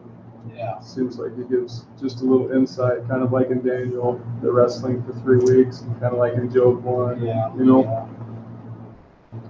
Yeah, we don't know every day in all our everyday situations. There could be all kinds of things happening in the heavens that we have no idea about. You know. Get a peek here and there, like you say. That's good insight. So God's sovereignty over using a lion spirit to this. Yeah. I think that's a huge point. Yeah. The observation. Yeah, we would say God's sovereign over all things, right? And we don't have to take that in a strictly mechanical way. We read through 1st and 2nd Chronicles lots of things about like, this happened because it was of God, or, this wasn't of God. And so, God's sovereign over all things. It doesn't mean that it's all woodenly mechanical. There's some things that God seems to be more directly involved in, some things that are less directly involved in, but he's sovereign over it all. Nothing happens unless God allows it to happen, permits it to happen. Some things he's acting. I think one key thing we would maybe point out here is that we would always say that God doesn't do evil. He never does evil. He always does what's right. We would want to say that God's not the author of evil. And yeah, we can see that he can use evil means for his purposes, just like Joseph's brothers being sold into slavery or Joseph being sold into slavery by his brothers for a greater purpose. And so God's, or Job, like you said, Satan being used for a greater purpose. So this line, I assume this lion spirit is a demonic spirit. That's a conversation. Is this an angel or human? I would assume God's left some of the demonic spirits into his ministry. He's speaking to them, and there's a demon who's ready to do God's bidding. And, he doesn't do it because he loves to obey God, but he does it because he has his own purpose. He loves to lie. And he wants to destroy Ahab and Israel and Judah. But God's got a greater purpose behind that, of providing judgment. Sometimes Satan and God's purposes intersect, and God uses means, directs them towards his own purposes. I think is how I would want to explain it, but I imagine there's other perspectives too. Totally agree with what you're saying. Well, because he allows, God can't do evil, but he can allow evil to the direction of whatever history or whatever person's life he wants to. And thinking like defining evil, on different levels, like on the level that God's acting, is it evil? God is bringing judgment, just on a wicked man. He's sending a false prophet. You know what I mean? So it's not evil. You know what I mean? It's righteous. He's judging him, giving him what he wants. And, but on the false prophet's level, it is evil. Just like you said, everything you said in a different way. You know what I mean? On the false prophet's level, he's a false prophet, Right? Yeah. He's accountable. He's On the demon's level, like you said, he loves lying. He's accountable to. God justly judges the false prophet and the lying spirit. All of them are doing what they want, Right? Yeah, exactly. and God is still doing something righteous. Jim and Ross, any other perspectives on that passage? Yeah, I was thinking of Romans 1, where it says though they knew God, they did not honor him as God or give thanks to him, which would really describe Ahab. So then it goes on to say that they became futile in their thinking and their foolish hearts were darkened, and then God gave them up to the lusts of their hearts and what they desired. They exchanged the truth of God for a lie, or the glory of God for a lie. So yeah, I think other guys have kind of already said what I was thinking in some ways, but I think it's a similar thing probably to the, God hardened Pharaoh's heart and Pharaoh hardened his own heart. God doesn't, he works along. I mean, it's a choice that people make, but it's then, it's kind of like in a way that we can't fully comprehend. God is kind of working his sovereign purposes through it. Same with the death of Christ, doesn't make it any less the sin of the people that they killed him, but at the same time, God was using it, so it wasn't ultimately God working evil. That's, I guess, what I was thinking. I think that's great. Yeah, I think you guys are nailing it on the theology of those things. And yeah, we're not robots, even though we believe God's sovereign over all things, including salvation. We're not robots. We choose according to our hearts. We don't have libertarian free will, but we are free to choose according to our hearts. And we do always choose according to our hearts, but God's sovereign even over that. And something that's always, like, I went back to, and it's in Romans 1. Everything we've just said, it's in there, but just thinking, ultimately, it all does go back ultimately to God. He's behind the scenes dispensing grace, like you said, to do good or not. But we look at it from, the biblical presupposition that nobody deserves that grace. It's like we don't deserve the common grace, or we don't deserve any of it. Like, it's totally just for God to do anything he wants to us. And like that's the whole Romans 9 play. Yeah, Job traces everything back to the hand of God, and yet. I think he's either working it for his purposes for our good, because all things work together for the good of those who love God, or working it for judgment on someone else. So it's good and bad. But as long as people understand that, either way, it's either for good or just judgment. But on the other end, like you said, he's not the author of evil. Yeah. And that's an important distinction, that he might use evil that's in people's hearts, but not creating it. Good. All right. So if there's anything else that I really wanted to get through here. Ahaz sacrificed for the gods of Damascus, but they defeated him. And said, because the gods of the king of Syria helped them, I will sacrifice for them if they help me. They were the ruin of them and of all Israel. Kind of get a little bit of picture of their belief with various gods that ruled over. Felt like if they would sacrifice to them, that maybe that God would be on their side, and get a little better from the human perspective of King Cyrus. Of course, God was stirring in his heart that he would rebuild various temples in order to curry favor with those gods. Where's that at that you just read? That was chapter 28, verse 23.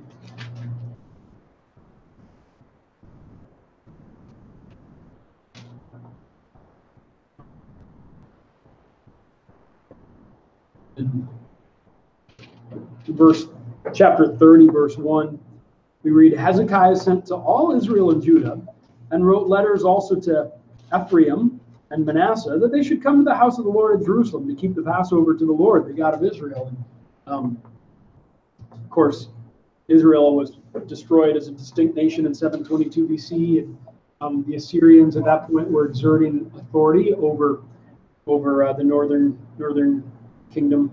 But the Assyrians had various turmoil going on, and Hezekiah was a good king, a powerful king, and was doing well. And it appears here that he's making a play to try and regain some land in Israel and to try to unify the two kingdoms into one kingdom. Walton points out that this led to the failed siege of Jerusalem by Sennacherib, which I don't think Ryan got to. That was one of the handouts, but I think you guys have talked about it a little bit. I think when the Assyrians, they marched through the Judean countryside, and they got up to outside of Jerusalem, but they weren't able to attack Jerusalem because the angel came and killed 185,000 of them. That happened in 701 BC, and that was probably the result here of Hezekiah exerting his influence over lands that the Assyrians were controlling, and so the Assyrians came and attacked weren't able to take Jerusalem. Though Judah did become a vassal state again to the Assyrians. All right, well, we still have to hit up, lots more stuff we could talk about. We still have to hit up our essay question, but before we do, we better dive into the Kings. See if you guys, how many of you guys can round Did down. some cramming, right? Did you really? No, I'm Oh, just you're doing it right now. Sweet. That's what I do. Yeah, that's all I do. All right, but no cheating. When you can cram for a second, then. Timber. I was cramming today, too. Yeah. I think Ryan mentioned, that every time this comes around, you kind of try and memorize them again. Eventually, you'll get them. It always takes me a little bit of brushing up to remember them, but I don't know if I can get them all without looking. I didn't just participate. All right, here's the Northern Kingdom.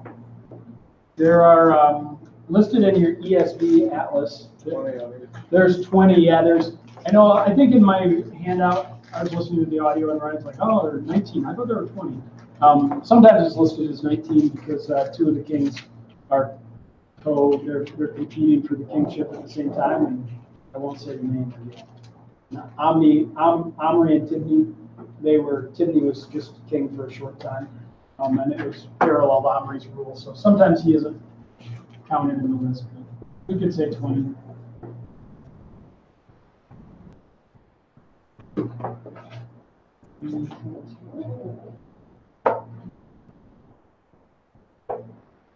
Maybe this won't work. Maybe you guys haven't worked on it at all, but we'll see. All right, no looking anymore. Let's see what we can get. Northern Kingdom, who do you remember? Jeroboam, first one, nicely done. Do you want the screen to be able to see you, or? Oh yeah, good call. You guys can tell me too if on the TV if you're missing out on something. Remind me.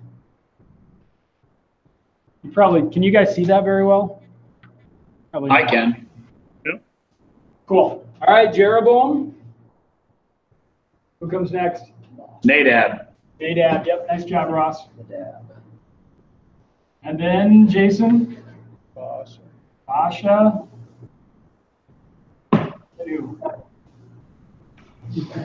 Jeroboam and Nadab. Baasha and. Come on, Jackson. Anybody got it? We're All relying on you, man. right. Elah. Who else do you guys remember? I know what Zimri. Yeah, Zimri. Omri, nicely done. And Timney. Tibni, well done. Isn't Tibni before Omri? Jeroboam, Nadab, Baasha, Elah, Zimri, Tibni, Omri. Yep. Snap. Nice job, Ross.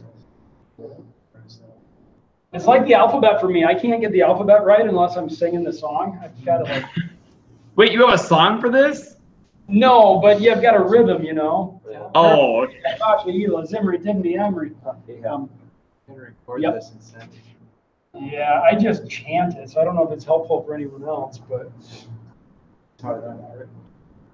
Well, that's how you learn what? The Greek article part. It's in the Ryan. Yeah. Jehoahaz. I don't know where that comes, actually. Let's see. Omri, Ahab. I just remember. Let's see. Omri, Ahab. Ahaziah. It's Ahaziah. Here's the All right, now I gotta look it up. I always think I know it, and then yeah, Ross is right. Should have trusted Ross. Ahaziah. And then Jehu's right here. Some Yahoo. I think that's Joram or Jehoram, right? Yep. You got it, Ross. Good job. So, and this right here, these four guys, this is the Omride dynasty.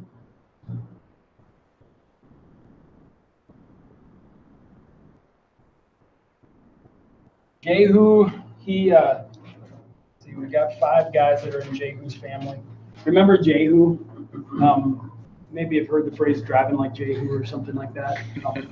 Remember, he came to assassinate. I guess it was Jehoram. and I think he wounded the southern king too, because Jehoram and the southern king were visiting together. They were relatives, and he was driving wildly, fiercely, and the watchman's like, oh, there's somebody coming, and and he's driving wildly, and the king, he's like, it's Jehu. So he knew by the driving style that it was Jehu. So he apparently had a reputation. Yeah. Zimri. Remember this guy? He's just so memorable. I think Ryan mentioned this about him. Remember how he died? House. Yeah. Oh yeah, crazy suicide. Yep. Burned his house down. Self-immolation. So I think another really interesting thing is, let's see. Yeah, when Jehu, okay, so Ahab, remember who he was married to? Yeah, Jezebel, who was, super powerful queen, who's, all kinds of idolatry, supported, Baal and Asherah. So Jehu, kills Jezebel. Remember how she dies? You look at a blow or something. Yeah, well, there were. She He comes. Yeah, he fall out comes. the window or something. Well, was crazy, pushed or- out. Yeah, he comes and there's a couple of guys up there with Jezebel, and Jehu means business, and he says to them, "Hey, push her down," kind of thing, or else, and they push her down, and yeah, dogs eat. I think the only thing that was left was her hands and feet. That was part of the curse that was given to her. But as Jezebel sees Jehu coming, anybody remember what she says? I think this is a cool thing, just as you learn more about the Bible, catch more of the allusions. She sees Jehu coming, and she says, "You Zimri," because Zimri had killed Elah. Was a servant of Elah's, whatever. And so she knew she was. she knew what Jehu was up to, and called him Zimri. And so, it's just kind of fun if you get a little bit more history down. Bible reading becomes a little richer. Let's see. I always remember 14. You guys know who comes next? Jehu. Jehoahaz. Yeah. Jehoahaz. And Joash, was that it? Jehoash. Jehoash, right? Yeah. Slash. I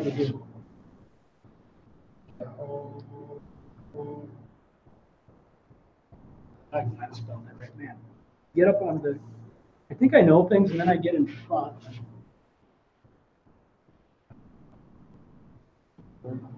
Oh, that's Joash. Joash. And all these different names, there's alternative names for everybody. It's really confusing. Part of that is like First Kings and Chronicles. They might use a different name. Some of that's because sometimes the name for God that's within their name, there'll be an alternate spelling for it, and so they'll use the alternate spelling for it. There's a few other reasons why sometimes alternate names are used, but 14, Ross, you got it? Jeroboam II. Yeah, really important guy. So under Jeroboam II, Israel became really, really prosperous. And so, books of the Bible, let's see which ones. Amos and Hosea, those prophets were prophesying to the northern kingdom, and Jonah. So Hosea, Amos, Jonah, though they were prophesying to the northern kingdom. I mean, Jonah, not so much to the northern kingdom, but he was a northern prophet, prophesying during his reign. And so if you read through like Amos, remember he calls the women cows of Bashan, and he talks about people having their winter homes, and talks about people laying on their couches and playing guitar as if they're King David. And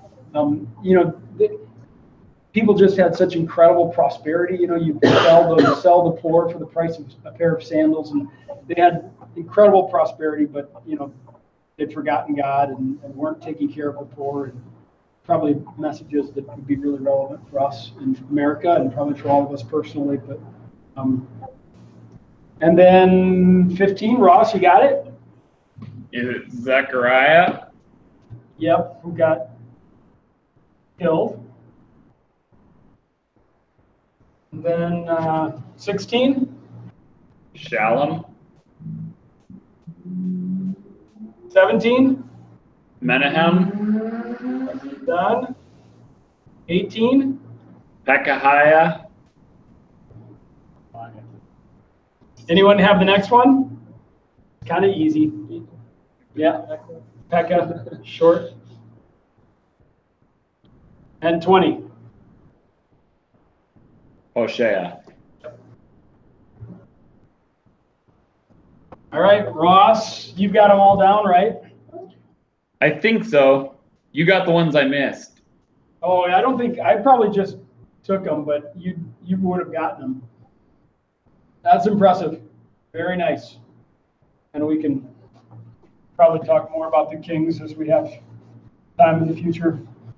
It was amazing to me that your note that I don't remember where you wrote it, but just that there are not, I didn't ever realize before there's not a single good king in Israel's history.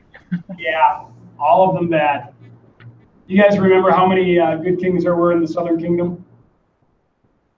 Just a few, 4, right? Yeah, well, we would say that there Some were, kind of middle. yeah, we would say that there were 8 that got positive reviews, but 2 of them were great.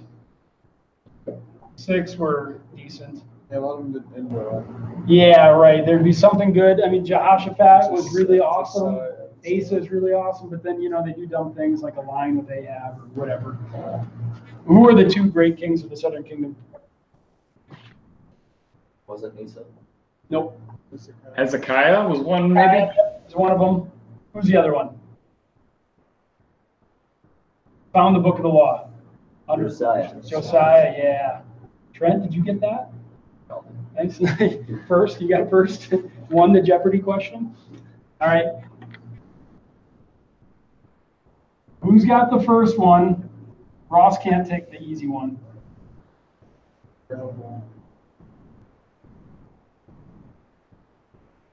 Yeah, Rehoboam. Comes next.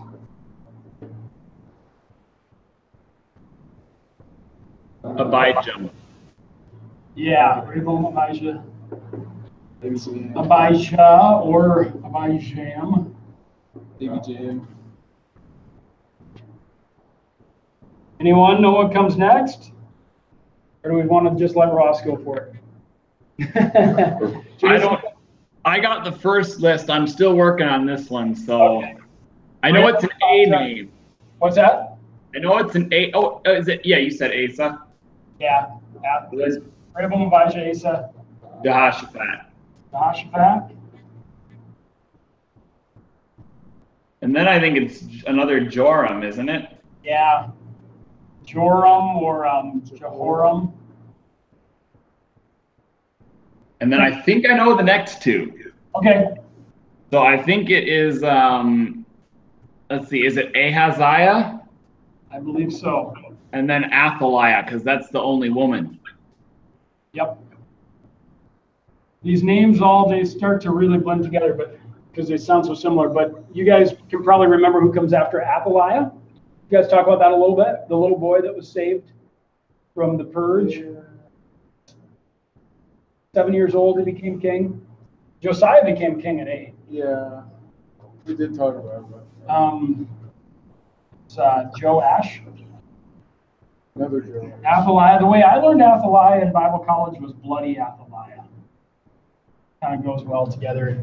Remember that she killed her entire family, including the kids. I mean, she was really leadership is nuts. she was really thirsty for it. And that's kind of the way things went. You would exterminate any claimant to the throne. I mean, brothers killing brothers. I think Gideon's sons, one of them killed, 69 of his brothers, and one of the brothers was spared. And it's bad news. You don't really want to be a part of royalty. But remember I can't think of it. Joash's aunt is the one that saved him from the purge. I can't remember her name now, but her husband was a priest. Anyone remember the priest's name? He's the one that hid the boy, Jehoiada. I think it's probably a worthy thing to remember. Give them credit for their accomplishment. Joash, It's like a Moses parallel, man. Yeah, You know what I mean? for real. Yeah, there's so many parallels in the Bible. That's a good point. Ahaziah, Athaliah, Joash, and then Ross, you have the next one? I don't think so. This is Ahaziah, Athaliah, Joash, Amaziah, Azariah, right? Make sure I've got it. Yep. Amaziah and Azariah. Azariah was also known as who? Uzziah. Yeah. Yeah. We know him because he reigned for like 52 years and was the king when Isaiah was called, so he's really memorable. And you remember the dumb thing that he did. I think you had a comment on it. I was listening. I got through over half of the video. He went in. He wanted to take on the priestly role and offer incense in the temple, and the priests were like, no, and they tried to usher him out. And I don't know if he was about to lay hands on them or something. And yeah, he got leprosy on his forehead, which That's what we were talking which I think you were asking, what's that look like or whatever. And, leprosy prior to like the New Testament, prior to Alexander the Great, I guess. There's no history of leprosy as we know it in the New Testament prior to Alexander the Great. Hansen's disease is what that leprosy is. And so, like Walton would say that leprosy back then was probably any skin issue. It could be like eczema, psoriasis, those sorts of things. But all of a sudden, if your forehead, breaks out and you've got these skin issues.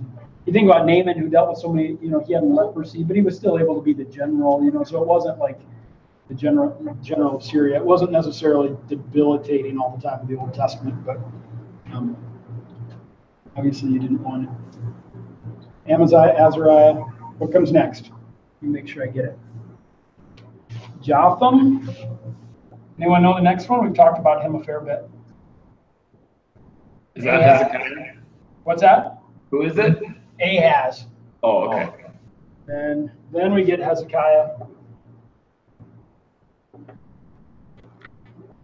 Manasseh, who was a really bad dude, but I think Ryan was pointing out that King Ahab repented, and Manasseh, I think he's called like one of the worst kings, something, but he too had some repentance that he went through. Ammon only ruled for 2 years, I think. Great Josiah, and then the next four kind of go quickly. They don't last that long. Boaz.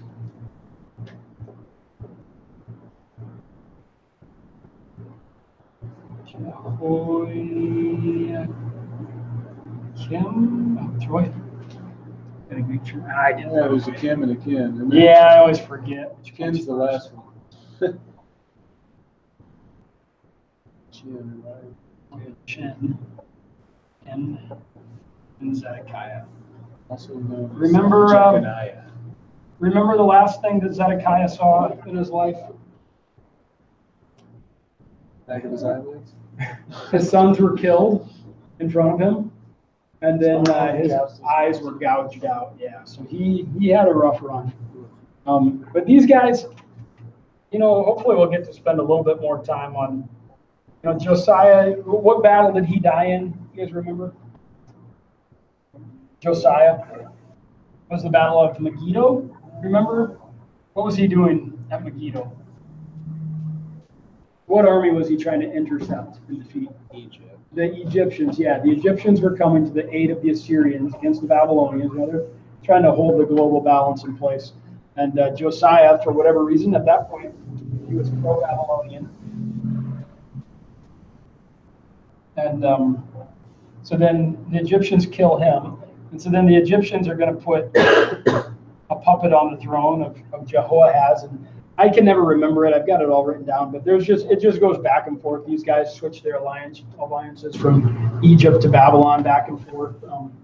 And that's why, with the exiles, 605, 597, 586, that's the Babylonians attacking them because they keep, they side with Egypt and then they would attack them. And then I think the Babylonians probably put this guy on the throne. And then after a while, he switches back to Egypt, and then they attack again, and Babylonians put this guy on the throne, and And it's just, I don't know if that's exactly right, but lots of shifting allegiances with those last 4 guys.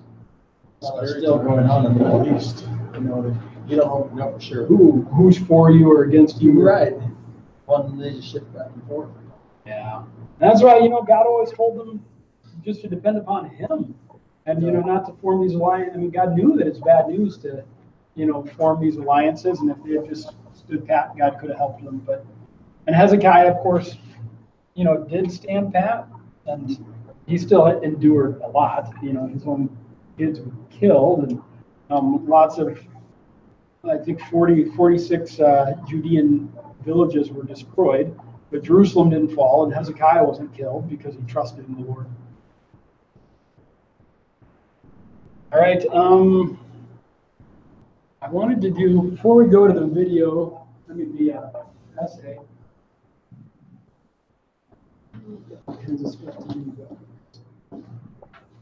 I wanted to give a quick preview of the minor prophets, because it takes so long for us to get to the minor prophets. We don't really have time to get anything mastered unless we start a little earlier. All right, so under Jeroboam 2, who were the 3 prophets that prophesied? The minor prophet books under Jeroboam 2. You guys remember? I just said it not too long ago. Amos, yep. Jonah.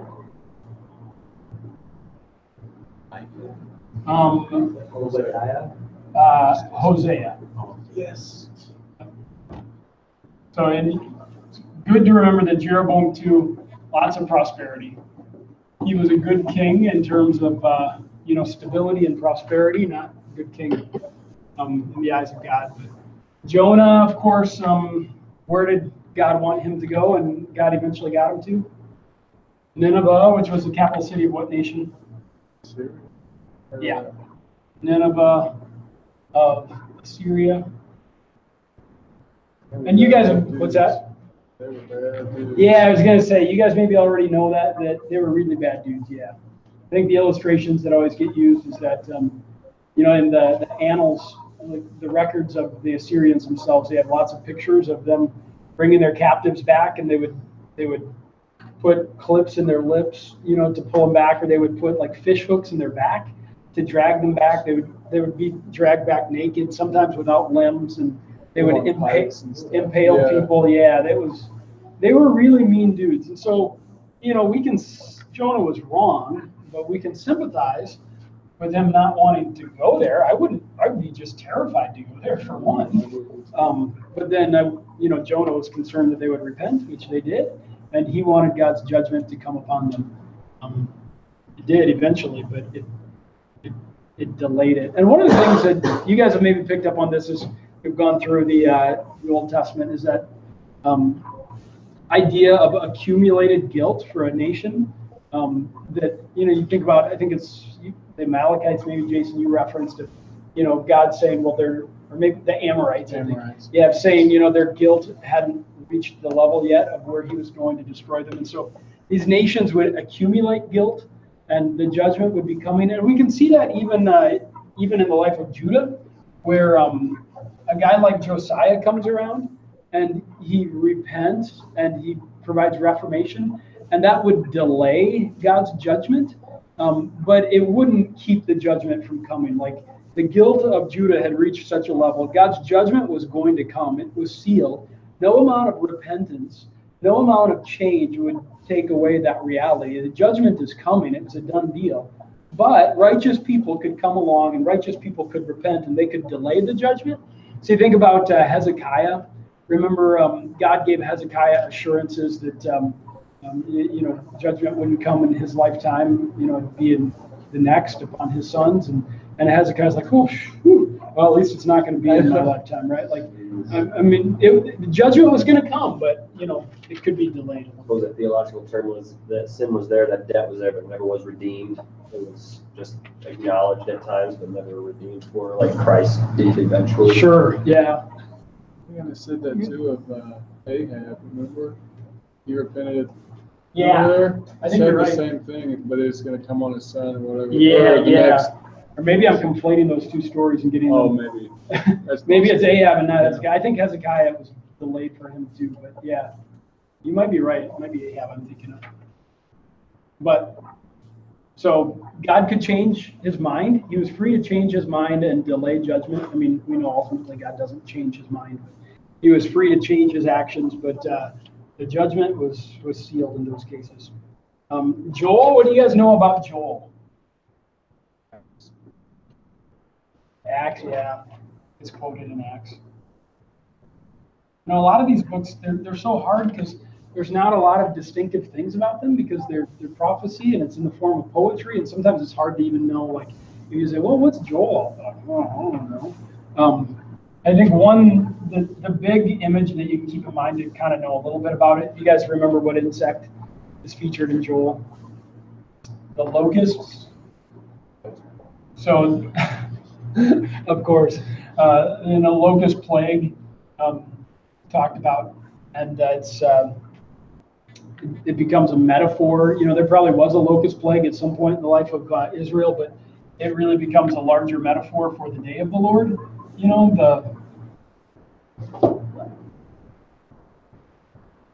The day of the Lord, there's been lots of days of the Lord in the life of Israel. Of course, we're still, a really big one was when Jerusalem was destroyed in AD 70. That was the day of the Lord. But we're still waiting for the big, epoch-changing day of the Lord. But there's lots of smaller days of the Lord along the way. And the day of the Lord, the imagery for the righteous, the day of the Lord was a good thing because it would provide deliverance. But for the wicked, it was a day of gloom and darkness. I think now books are getting conflated in my mind, but the prophets sometimes talk about you think the day of the Lord is a good thing. It's not a good thing for you. The day of the Lord is not going to be good for you because they thought they were on the good side with God and that the day of the Lord would be a good thing, but they weren't. And so the day of the Lord was something to be dreaded. You guys remember, we've talked about this, I think, a couple of times, what Obadiah is all about? Jim, you got this one? I do not. Ross? No Obadiah go. it's just one chapter, right? And it was a woe against what people? Against the descendants of Esau. Yeah. Who are they? Thinking, Edomites. Yeah. The woe against the Edomites because they sat up on Mount Seir, and their mountaintop homes, and they mocked Judah when they were being destroyed by the Babylonians and some enemies. And not only that, but they joined in the plunder, when they attacked Judah as well, when they were being attacked by nations. And so Wasn't it also during the Exodus they failed to house the Israelites? Yeah, they didn't give them passage, right? I think through the land. Yeah, so they were, they're called a brother, right? God thought there should be a special relationship between these two peoples because of Esau and Jacob, but there wasn't. And so woe against them. And I think one thing to remember is that it's not, this woe of Obadiah isn't fundamentally different than the woes of Isaiah. If you read through Isaiah, there's woes against lots of different nations. And this is like one more of those. Any one of those woes, is really comparable to Obadiah. How about Nahum? Right? Yeah, it's a woe Whoa. against Nineveh. Yep. So, their judgment was delayed with their repentance up here, but 100 years later or so, their judgment was going to come, and brings it's light described to, as a flood. What's that? is this thing that brings light just to how Jesus said, woe to you, scribes and Pharisees, Oh yeah. It's blame the role of the prophet and judgments of God on them. I haven't even made that connection, but yeah, that's a great point. Like Matthew 23 over and over and over, Yeah. woe to you. Yeah. Yeah, for sure. And this is just one chapter long again, so it's like the woes of Isaiah. Habakkuk, who knows something about this? Habakkuk. The just shall live by faith. Yeah, you've got all the New Testament references. Yeah, is it 2:14, 2:4? Something like that. Yeah, a lot of lots of quotations in the New Testament. You guys remember what was going on in this book? I remember he was struggling because the evil prevailing of the bad ones, and God was like, I'm using them for judgment, and I'm going to judge them with these other guys and all this stuff. Yeah, Habakkuk the prophet. We sometimes use to remember Habakkuk. We sometimes use watchtower. He's up in his watchtower metaphorically, or maybe literally. But he says, "I'll wait for the answer." And so he's upset about the evil of his own people. Yeah. And why don't you bring justice against them, God? And well, I am bringing justice against them. You just wait. Here's what I'm going to do. I'm going to bring the Babylonians. And then that really freaks him out. And he's like, okay, I'm going to wait for the answer, God. And God says, well, I've got another nation that's going to defeat them. And you just see God's sovereignty, and there's always a bigger fish. And sometimes we might feel like we're doing really well, but God, there might be something else coming down the pipe. And so. It says, if justice seems slow, wait for it. And people sometimes say the wheels of justice turn slowly, but they grind exceedingly fine. That's true. That and we can use this even in counseling with people. That justice comes. It always comes. In the Bible, it always comes, but it might be slow. It might not even be in our lifetime. But God will bring justice, and sometimes we have to wait a long time for it. About Zephaniah, anybody know anything about Zephaniah? This one is probably the hardest for me to remember anything about, but Day of the Lord. This is the one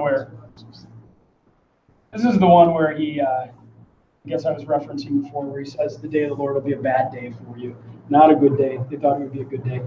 So this was during the reign of Josiah, probably. Scholars think before the book of the law was discovered, while they're still kind of in a bad place. And I prophesied against complacency. And then you guys remember the two guys that prophesied in like 520 or so? That encouraged the rebuilding of the temple? I guess we were just talking about Yeah. Ezra and Nehemiah. Or who you That talking about? guy. Yeah, Haggai. Zephaniah. Zechariah. Zechariah. And then the last one, you guys got it? Is Malachi. Malachi. Yep. That's pretty memorable. There's lots of great preachable stuff in Malachi. But this is the last one, in the Old Testament. And the idea here is that, a lot of time has passed. Haggai and Zechariah, especially Zechariah, he gave such a glorious picture of the future. But time has passed, and the temple's been rebuilt. But a lot of these, the fulfillment of the promises don't seem like they're ever going to happen, and people are falling into all sorts of sin and corruption, and so it's a call to repentance and a reminder of the glorious future. You think of the mountain of chapter 4 and the great imagery that reminds us, if you're a premillennialist, reminds you of what the millennium might be like. All right. We'll take a few minutes and talk about our papers. What if you're not a Then I guess you have to work a little harder. just think of the glorious church age, I guess. That's cool.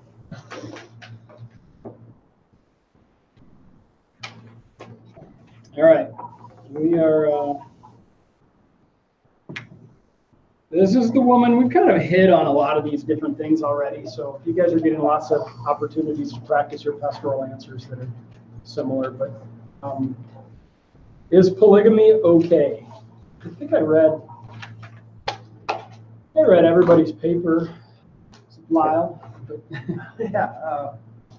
everyone else got one in, right? You did. Okay. Yeah. Get one in. The guys that normally put it up in online. Who wants to take a crack at this one? Queen Esther is part of a harem. All kinds of people have more than one wife in the Bible. You guys all had good answers. I mean, I imagine we're about at the same place. We've talked through a lot of it already. Maybe one or two people can make some comments. Zach? Jim? Yeah, I didn't flip my paper. I can just tell you. Sure. I would just points. I guess quickly. The first one is that I feel like polygamy is described in the Old Testament, but never really condoned. Secondly, I think the Bible as a whole kind of proves that it never really goes well. And the example that comes to my mind right away is Leah and Rachel. There's obviously favoritism there, and one feels loved, one doesn't. And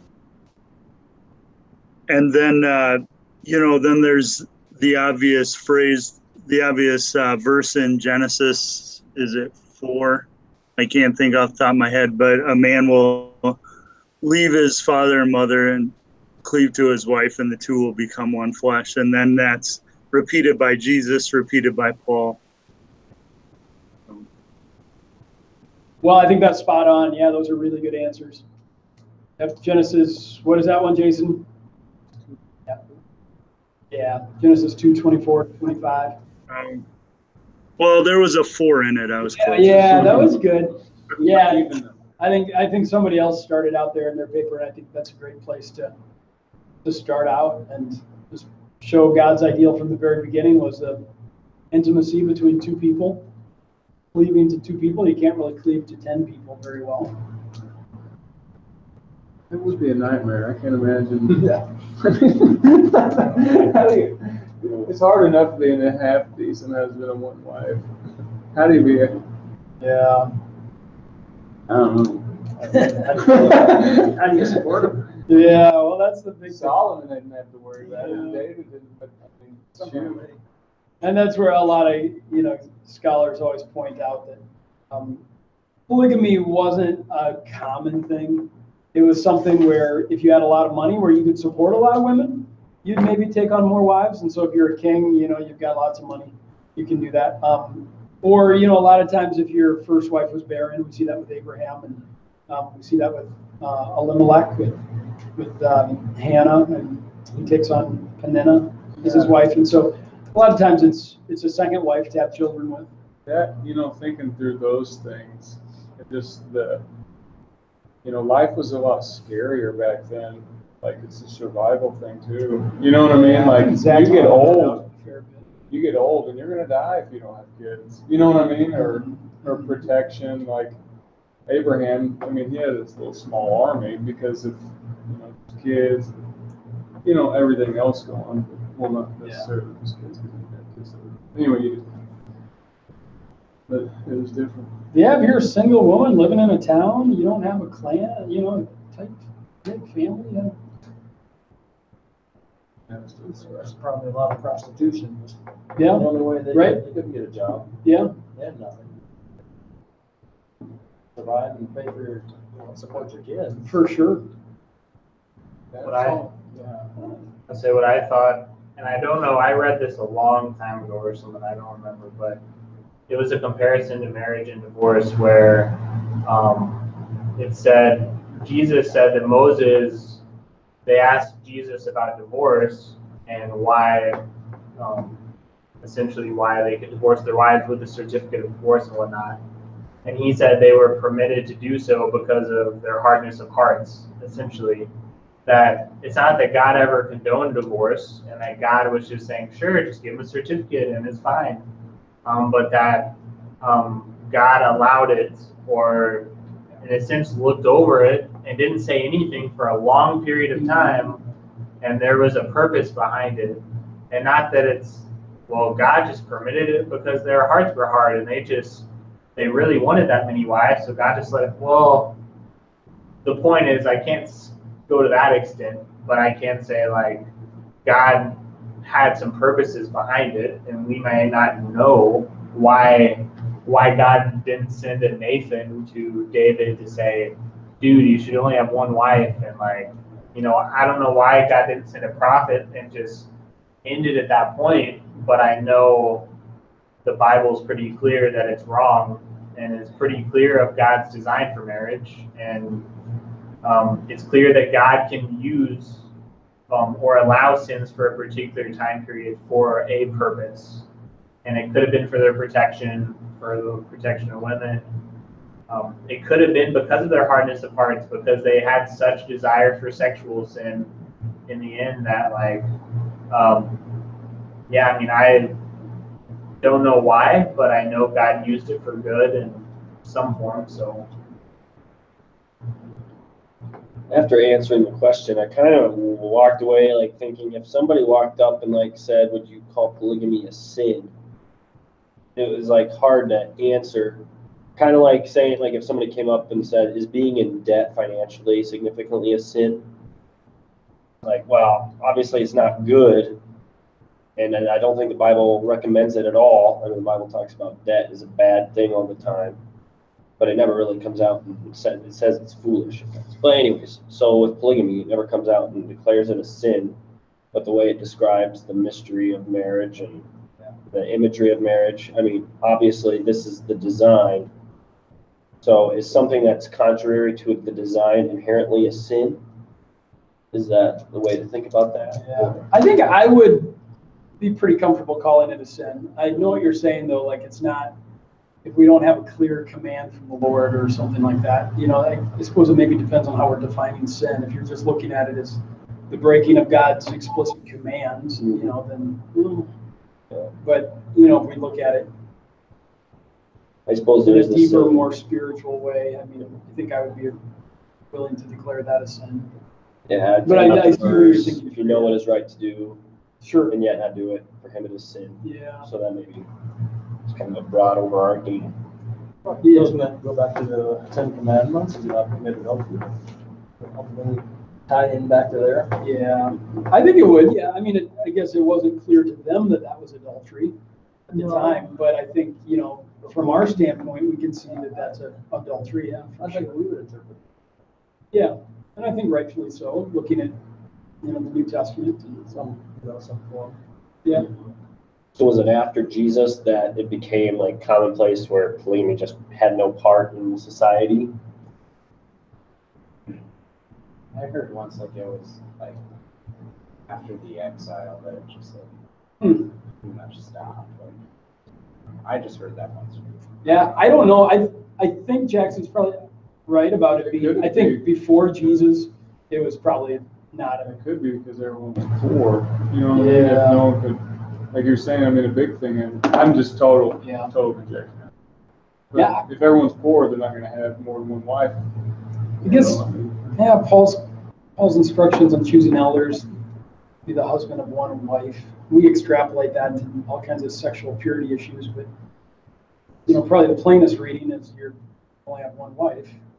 So maybe there were some people with multiple wives. Must have been Christians that were in the church that might be considered for eldership. So Isn't that crazy to deal with that? yeah, right. It's like, this guy's awesome, but man, he's got like 8 wives. Right. Yeah, you know, you think about, I think it might have been you, Jason, or somebody that talked about the. That really good thought, like something's. He's like a real big fat guy. Judicious. Talking about the sins of different eras, and you know that we different eras would look at our lifestyles and see some egregious sins, and you know we look at other eras, and so yeah, maybe, I mean, that was just something some Christians were you know, Just don't see it before the same Jesus. way. Yeah, right.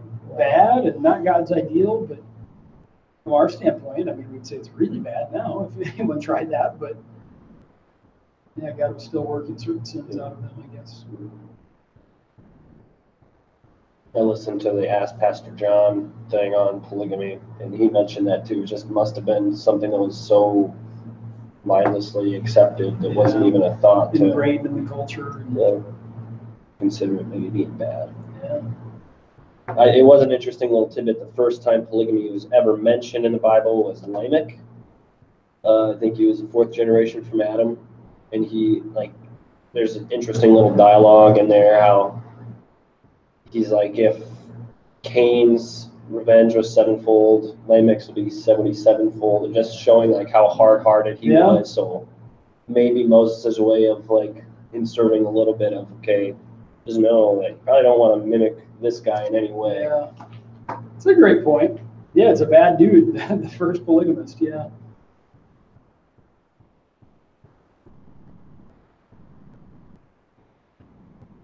Crazy. It could be really relevant though if we lived in Utah where we're Christians. That would be super relevant to have be able to really defend it from the Bible. Yeah.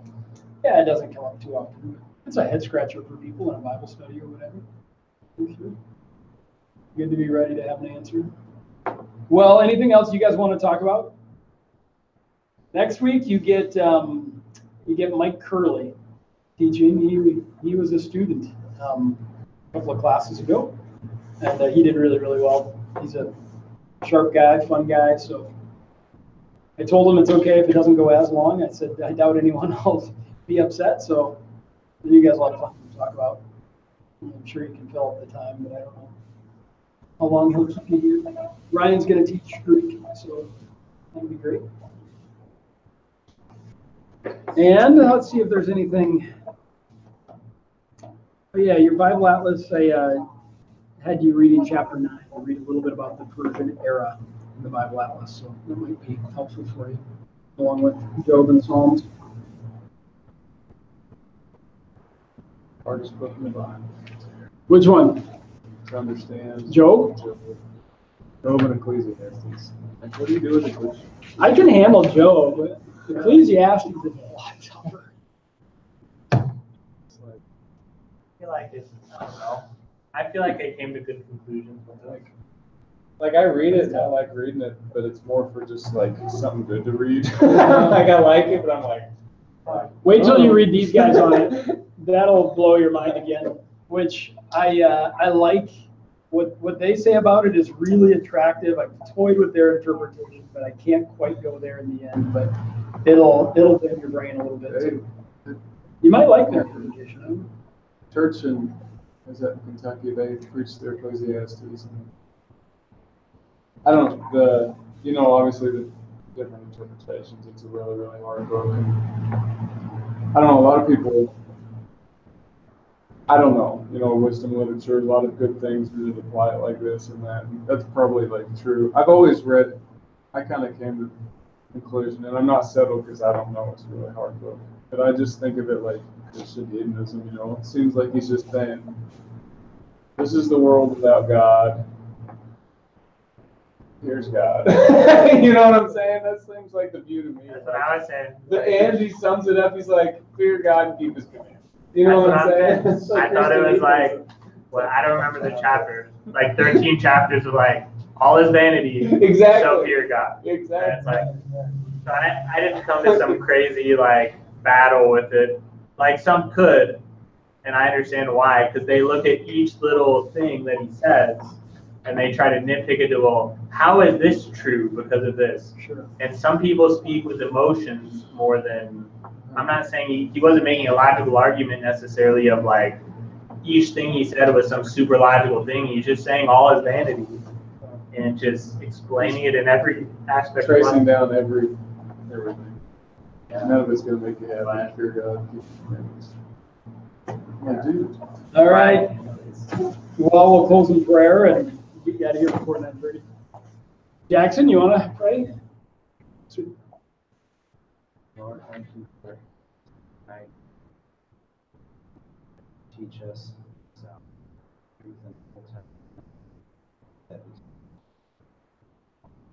us in our minds. Remember them in times of trouble and in some of the situations similar to some. How we're supposed to deal with it.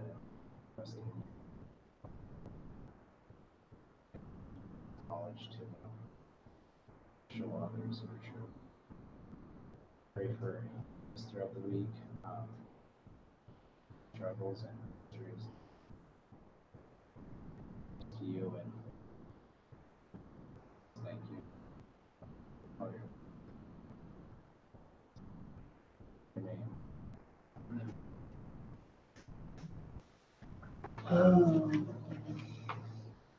And I'm gonna try and remember to have Nate schedule the AC to be on. If I forget, you guys can mention it too.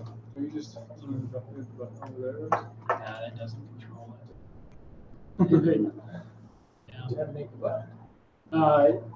Turn the AC on during this class because I think it probably shuts off at 4:30 or something like that. So we could be a little cooler with that. Well, you probably have. Might be nice to come and enjoy some The air. things though. of earth. Oh, hey, Lyle, plumbing job, any interest? Oh, yeah. Oh, yeah. Things of What's that? very easy, kind of entertaining. I don't know, they- Young, Nate did some kind of temporary fix on it or last just year. engaging. So I guess it, I think his son was crawling down in the tunnels and discovered it. This last It's our year, house- he was there. It's our water line for heat. I don't understand how all that works. So until we get it fixed, we don't have any heat, so we gotta get out. Things of Fall for sure. So It's- water's off. Think of the song. Yeah. The things of earth will Yeah, grow straight. yeah, it is, and I can show The whole you idea that. of the book is There's, balancing between down this hallway, with the things of earth ought to go strangely to dim, but also enjoying God's good. there's a rug. Down this hallway. And underneath it, there's a chapel. So, Jackson, you always just been a softer spoken talker, or just the way you've always been? Yeah, kind of. Don't sleep like Oh, sure. Yeah, classic.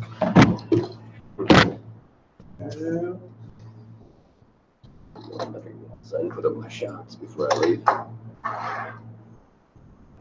Yeah. Shot ready to go because basketball season's coming up. I'm playing some City League in some Falls this year. Very excited. So I'm toying with the idea. After, when the school year starts, I don't know what to do for a job, a full-time job. Because I don't know if I want a full-time job. I don't know. Have you guys been able, like, when you do full-time jobs with TPA, does it pretty well sink you? I mean, is it really tough? Or It's impossible. is it? Yeah, It sucks and it's impossible. I get Pretty it. much all. Yeah. But I probably work like 30 to 35 hours. Oh, It's really hard. But you got family stuff too, and I yeah. have to, like, I've got stuff as being married, like, I think it's super important to spend time with your wife. So, like, Yeah. I'm scheduling out a date night every week and, like, other things like that. Mm-hmm. I think it's super important to get a day of rest in, and so I try to Yeah, like take I don't Sunday do- off. Yeah, Sunday, I don't do anything.